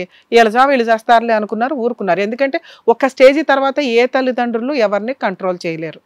అతను వాడుకుంటున్న పాయింట్ కూడా ఒకటి అదే, మా అమ్మా నాన్నకి రెస్పెక్ట్ ఇవ్వదు, మా అమ్మా నాన్న చెప్పినట్టు వినదు, మా అమ్మా నాన్న అంటే అసలు ఈ అమ్మాయికి లెక్కే లేదు, ఏదన్నా ఉంటే వాళ్ళ అమ్మగారి డామినేషను, వాళ్ళ ఇంట్లో వాళ్ళ డామినేషను, వాళ్ళు చెప్పినట్టే ఉంటుంది. ఈవిడ ఒక ఆల్రెడీ ఓ మిలిటరీ కండిషన్స్. ఈ కండిషన్స్ ఏవి అంటే మీ అమ్మగారు చెప్తున్న సలహాతో. ఎందుకంటే మీ అమ్మగారికి ఒక భయం ఉంది కదా, అరే ఇలాంటి ఫీల్డ్లో ఒక అల్లుడిని తెచ్చుకున్నావు, ఆల్రెడీ ఇట్లా ఉంది, నువ్వు జాగ్రత్త ఉండు. ఓహో ఈ జాగ్రత్త ఇంత సీరియస్గా ఉండాలా అని ఒక ఓవర్ పొసెసివ్నెస్. ఇది ప్రేమ ఇవి అవి అనం. ఇక నా బంగారం నేను ఎట్టయినా దాచేసుకోవాలి అనుకునేది ఒకటి ఉంది చూసావా, అది ఈ రోజున తిప్పి కొడితే 3-4 ఇయర్స్లో నిన్ను రోడ్డు మీద వేసింది. అర్థమవుతుందా? అతను నిన్ను వదిలించుకోవడానికి ఇంత దిగజారి పనులు చేయలే, అతని క్యారెక్టరే అంత. అలాంటి వ్యక్తి కావాలనుకుంటాను అండి, నేను కాపురం చేయడానికి రెడీగా ఉన్నానండి అంటే నువ్వు ఈ రోజుకి లీగల్గా కరెక్ట్ డెసిషన్ తీసుకోవాలి. ఆ డెసిషన్కి సరిపడా మేము ఒకసారి నీకు క్లారిటీ ఇస్తాం. ఎప్పుడు ఒక లీగల్ ఫైటింగ్ చేసేటప్పుడు ఒకటి అనుకోవాలి, ఇలాంటి వ్యక్తి మారితే కాపురం చేస్తానా, మారటానికి అవకాశం ఉందా లేదా, ఏంటి ఇతని అక్రమ సంబంధాలు ఉన్నాయి, ఫైనాన్షియల్గా నువ్వు చెప్తున్నది నేను అసలు నమ్మను. అతను 25,000 మంత్లీ మీరు కట్టుకోలేని పొజిషన్లో ఉన్నారు. ఎందుకంటే అంతకుముందు వచ్చిన లక్షలు ఏం చేశారు, దాచుకోవాలిగా. అన్నీ అయిపోయి 25,000 దగ్గర ఇన్స్టాల్మెంట్లు కట్టుకోలేక పోట్లాడుకొని ఆ చిన్న రీజన్తో విడిపోయారు. ఈ ఫైనాన్షియల్ ప్రాబ్లం మీకు ఆ మేలోనే రాలా, అంతకు ముందు నుంచి ఉంది. ఉన్న సగం సగాన్ని దాచుకుంటూ స్ప్లిట్ చేసుకుంటూ వచ్చారు. దానివల్ల మీకు అది సివియర్గా కనిపించలే. ఇక్కడ మీ ఇద్దరి మధ్య బాండింగ్ ప్రాపర్గా లేదు, మీ ఓవర్ పొసెసివ్నెస్, అతనికి ఉన్న స్వేచ్ఛా జీవితానికి అడ్డు, దానికి తోడు ఫైనాన్షియల్ స్ట్రగుల్స్, ఇవి నిన్ను వదిలించుకోవడమే బెటర్ తప్ప నీతో కలిసి ఉండడం కుదరదు. ఇంతోటి దాంట్లో వెంట వెంటనే ప్రెగ్నెన్సీలు. ఎందుకమ్మా మీలాంటి వాళ్ళకి పిల్లలు? మీరు ఏడుస్తారో ఏడవరో డిసైడ్ చేసుకోండి. ఒక 5 ఇయర్స్ మీరు చూసుకున్న ఫీల్డ్ ఏంటి, మీరు చేసుకున్న వ్యక్తి ఏంటి, ఇవి చూసుకొని ఏడవాలిగా. ఇద్దరు పిల్లలు మీ ఇద్దరు చేసిన దరిద్ర పనులకి జీవితకాలం బాధపడాలా? ఉంటే తల్లి లేకపోతే తండ్రి, ఇద్దరు ఎవరో ఒకళ్ళు ఉంటారు. ఎవరేసుకుంటారు ఈ పాపాన్ని? మళ్ళీ ఇంతోటి దాంట్లో బంపర్ ఆఫర్ ఒకటి ఇచ్చావు, సూసైడ్ చేసుకుంటావా? నీకు పనిష్మెంట్ పడాలిగా, దేవుడు అందుకే నిన్ను బతికించి పంపించాడు. సూసైడ్ చేసుకుని దులిపేసుకుని వెళ్ళిపోతావా? ఇక్కడ తప్పు చేసింది ఎవరు? ఎత్తుక్కొని చేసుకున్నది నువ్వు. పిల్లల్ని కనింది ఎవరు? నువ్వు. ఒక అమ్మ ఉంటే ఎంతమంది ఉన్నా లేకపోయినా నువ్వు ఒక్కదానివి చాలు. అలాంటిది కాపాడుకోవాల్సిన నువ్వు సూసైడ్ అటెంప్ట్ చేసుకుంటావా? అసలు నేనే చంపేస్తాను నిన్ను, నీకున్న ఆలోచన విధానానికి. నువ్వు ఎప్పుడైతే సూసైడ్ చేసుకుంటానన్నావు నాకు అక్కడే ఎందుకమ్మా ఇక్కడ ఎందుకు అసలు మీరు ఎవడు పెళ్లి చేశాడు నీకు, ఎవడు పిల్లలు కనిపించాడు నీతో, ఎంజాయ్ చేసి పిల్లలకి అన్నారు, పిల్లలకి అనేసిన తర్వాత కష్టం వచ్చిందా? వాళ్ళేమైపోవాలా? ఇంతటి దానికి ఆయన క్యారెక్టర్ అసాసినేషన్ చేస్తున్నావు తీసుకొచ్చి. ఆ క్యారెక్టరే అంతా. ఇప్పుడు ఈ అమ్మాయి కాదు, ఏ అమ్మాయి అన్నా అంతే, ఇంకక్కడ నడుస్తూనే ఉంటుంది జీవితకాలం. నిన్ను కాదమ్మా, ఈ ఫీల్డ్లో ఉన్న నువ్వు మాట్లాడుతున్న సర్కిల్ భార్యల దగ్గరికి వెళ్ళి ఇంకా స్టిల్ కాపురాలు చేస్తున్న భార్యల గుండె తట్టి అడగండి, వాళ్ళకి తెలుస్తుంది వాళ్ళ కష్టం ఏంటో. పిల్లల కోసం వాళ్ళు ఇన్ని రిస్ట్రిక్షన్స్ పెట్టకుండా, అరే నువ్వు చావు మమ్మల్ని జాగ్రత్తగా చూసుకో. ఒక్కసారి ఎలిగేషన్ వస్తే వాళ్ళ లైఫ్ స్పాయిల్ అయిపోద్ది, కెరియర్ స్పాయిల్ అయిపోద్ది. అందువల్ల వాళ్ళు ఒక్కసారి పెళ్లి చేసుకున్నాక భార్య పిల్లలకి ఇంపార్టెన్స్ ఇచ్చి ఈ గాలి పనులన్నీ బయట చూసుకుంటారు. దానికి ప్రిపేర్ అయిపోయి నువ్వు ఉండుంటే ఈరోజు సగం మంది ఉన్నట్టు నీ కాపురం ఈ పాటికి హ్యాపీగా ఉండేది. నీ పిల్లలకి తల్లిదండ్రులు ఇద్దరూ ఉండేవాళ్ళు. నువ్వు తీసుకున్న ఫీల్డ్ వేరు, నువ్వు చేసిన బిహేవియర్ వేరు. దీనివల్ల ఇద్దరు పిల్లలు సఫర్ అవుతున్నారు. తండ్రి లేని పాత్ర ఒకటి ఉంటుంది చూసావా? మీ నాన్న లేకుండా మీరు బతికారు కదమ్మా. ఈరోజు నువ్వు ఇక్కడ కూర్చోడానికి కారణం ఏంటో తెలుసా? నీకు ప్రాపర్ గైడెన్స్ లేకపోవడం వల్ల, తండ్రి అనే రక్షణ లేకపోవడం వల్ల. ఇలా చెత్త పనులు చేస్తున్న వాళ్ళందరికీ సమాధానం చెప్తున్నానండి. ఇంకొకసారి మీరు భార్యాభర్తలు ఇద్దరు కలిసి ఉండలేకపోతే కనీసం 5 years అన్న గ్యాప్ తీసుకోండి. మీ కర్మ కొద్దీ మీరు కాపురాలు చేస్తారా లేదా డిసైడ్ చేసుకోండి. కానీ దయచేసి పిల్లల్ని కానీ వాళ్ళని అనాథలు చేయకండి. కాపురాలు చేయడం మీకు చేత కాకపోతే ముందు అది డిసైడ్ చేసుకోండి. ఫస్ట్ అర్జెంటుగా పిల్లల్ని కనేయాలి, మగాళ్ళు మా అమ్మలో అని ప్రూవ్ చేసేసుకోవాలి. ఎవరికి లాస్ ఇక్కడ? వచ్చి ఇక్కడ కూర్చున్నారు కదమ్మా, మీ గురించే మాట్లాడతా. ఇప్పుడు మీ అమ్మ మీకు చూడాల్సిన అవసరం లేదు, ఎందుకంటే మీరు కూడా ఫైనాన్షియల్గా చాలా వీక్, మీ పేరెంట్ కూడా, మీ మదర్ కూడా. నాకు అది సీన్ అర్థమవుతుంది, ఏదో అన్ని కవర్ చేసి మాకు ఏ ప్రాబ్లం లేదు అంటున్నావు. మీ అమ్మ వాళ్ళు ఫైనాన్షియల్గా వీక్, మీ బ్రదర్స్ మీ ఫ్యామిలీ గురించి పట్టించుకోరు, ఎవరి పెళ్ళిళ్ళు ఎవరు చేసుకున్నా పర్వాలా. మీ అమ్మగారు రాకపోవడానికి కారణం పెళ్లి ఖర్చులు భరించాల్సిన అవసరం కూడా ఉండకపోవచ్చు. 2, ఆవిడకి అసలు నచ్చలే ఈ ఫీల్డే. ఆవిడ ₹1 ఇచ్చి గౌరవంగా చేసిన వాళ్ళని కాలర్ పట్టుకొని మాట్లాడగలదు. ఇక్కడ నువ్వు ఈయన తప్ప ఎవరైనా చేసుకొని అంటున్నావు. చేసే పని ఆవిడకి ఛాన్స్ లేదు. అమ్మ మీ సావు మీరు చావండి అంది. చూస్ చేసుకున్నావు నువ్వు. మీ కేసు 498 ఆల్రెడీ ఫైల్ అయిపోయింది. 494 నువ్వు ఏదైతే సెకండ్ మ్యారేజ్ చేసుకున్నాడు అన్నావో ఆ సెక్షన్ సీరియస్గా ఫైల్ అయింది. అర్థమవుతుందా? సెక్షన్ 4 డబ్బు కోసం నిన్ను హెరాస్ చేశారు, డౌరీ ప్రొహిబిషన్ యాక్ట్, అది నీకు యాడ్ అయింది. ఒక కేసులో ఈ 3 సెక్షన్స్ ఉన్నాయి. చాలా స్ట్రాంగ్ కేసు. నీకేంట్రా అంటే 1 yearలో లవ్ చేసేయాలా, ఆ పెళ్లి చేసుకోవాలా, 2 yearsలో 3 yearsలో ఇద్దరు పిల్లలు కానేయాలా, 6 monthsలో మ్యాటర్ ఏంటో సెటిల్ అయిపోవాలి. లైఫ్ నాన్న ఇది. ఇప్పుడు ఫిక్స్ అవ్వు, అతను అంతే. ఇప్పుడు ఫిక్స్ అవ్వు, అతను వదలకు. జీవితకాలం అతను పేరుకు ఒక భర్తలాగా ఉండాల్సిందే. ఎందుకంటే ఇద్దరు పిల్లలు ఉన్నారుగా, నీకు పనిష్మెంట్ పడాలిగా. ఏంటి మ్యూచువల్ సెటిల్మెంట్ చేసేది, నీకు డబ్బులు ఇచ్చేయాలా? నీకు ఫుల్ అండ్ ఫైనల్ సెటిల్మెంట్ అయిపోవాలి, లేకపోతే ఆయన మారిపోయి నీ దగ్గరకు వచ్చేయాలి. ఆయన మారడు, అతను మారడు, నేను రాసిస్తా. అలాంటి వ్యక్తి ఆ ఫీల్డ్లో ఉన్నంత కాలం అంతే. అతను ఫీల్డ్ మారిన మీరు చెప్తున్న పంచాయతీ ఏదైతే ఉందో అక్కడ కూడా అదే సర్కిల్. ఆ సర్కిల్ ఎందుకంటే ఎప్పటికప్పుడు మీకు ఆ సర్కిల్కి ఎవరో ఒకరు కొత్త వ్యక్తులు కావాల్సి వస్తుంది. సర్కిల్ అట్లాగే ఉంటుంది. సో ఇప్పుడు మీకున్న ఆప్షన్ ఏంటి? ఈ ఇద్దరు పిల్లల్ని పోషించుకుంటూ ఫైనాన్షియల్గా నువ్వు ఎలా స్ట్రాంగ్ అవ్వాలని చూసుకో. ఈ రోజు నీకు ఫైనాన్షియల్ ప్రాబ్లం వచ్చిందని ఎవడ పడితే వాళ్ళు వచ్చి గబగబా మ్యాటర్ సెటిల్ చేయరు. ఇది సెటిల్ చేయాల్సిన అవసరం కూడా లేదు. ప్రజెంట్ 20 సంవత్సరాలు జైలుకి వెళ్తాను అంటున్నాడు కదా. కోర్టు సమన్స్ అనేవమ్మా 3 డేట్లు వచ్చినాయి. మీ తరపున పబ్లిక్ ప్రాసిక్యూటర్ ఉంటారు ఆ కేసులో. మీరు అడ్వకేట్ని పెట్టుకోవాల్సిన అవసరం లేదు. మీకు పోలీసులు 100% ఫేవర్గా చేశారు. అర్థమవుతుందా? అతని మీద కేసు అలాగే ఉంది, అమ్మాయి మీద అలాగే ఉంది. ఈ కేసు more than 5 years నడుస్తుంది. నడవని అడ్వకేట్ ఖర్చులు చాలా ఎక్కువ అయ్యే కేసు, 100% పనిష్మెంట్ పడే కేసు. అతను సెటిల్మెంట్కి రాను అనడం కాదు, అతనే నీ కాళ్ళు పట్టుకుంటాడు సెటిల్మెంట్ చేసుకో అని. ఆ రోజు వచ్చే వరకు వెయిట్ చేయాలి నువ్వు, తప్పదు. ఎవరు పడితే వాళ్ళు భయపెట్టి సెటిల్ చేయడానికి కుదరదు ఇక్కడ. ఎందుకంటే తప్పు చేశాడు, చాలా సివియర్ తప్పు చేశాడు, తెలియాలిగా అతనికి. ఆ కేసు అలాగే నడుస్తుంది అంతే. ఆ కేసులో సమన్స్ రాగానే గబగబా పరిగెత్తుకుని అలా ఎంత అవాయిడ్ చేయాలో అంత అవాయిడ్ చేస్తారు. లాస్ట్ ఛాన్స్ వచ్చినప్పుడు ఖచ్చితంగా కోర్టుకి అటెండ్ అవుతారు. ఆ కేసుని దాన్ని అలా ఉండనివ్వండి. మీరు అర్జెంటుగా వేయాల్సిన కేసు, మీరు వేసిన కేసు మెయింటెనెన్స్, ఇదొక్కటి ఫైల్ చేయండి. ఇంకొకటి నీకు అవసరం లేకపోయినా సింపుల్గా మీ అడ్వకేట్ని బతంలాడి లేదా నాతో ఒకసారి మాట్లాడించండి, RCR వేయండి, రెస్టిట్యూషనల్ కంజుగల్ రైట్స్ కాపురానికి తీసుకెళ్ళమని.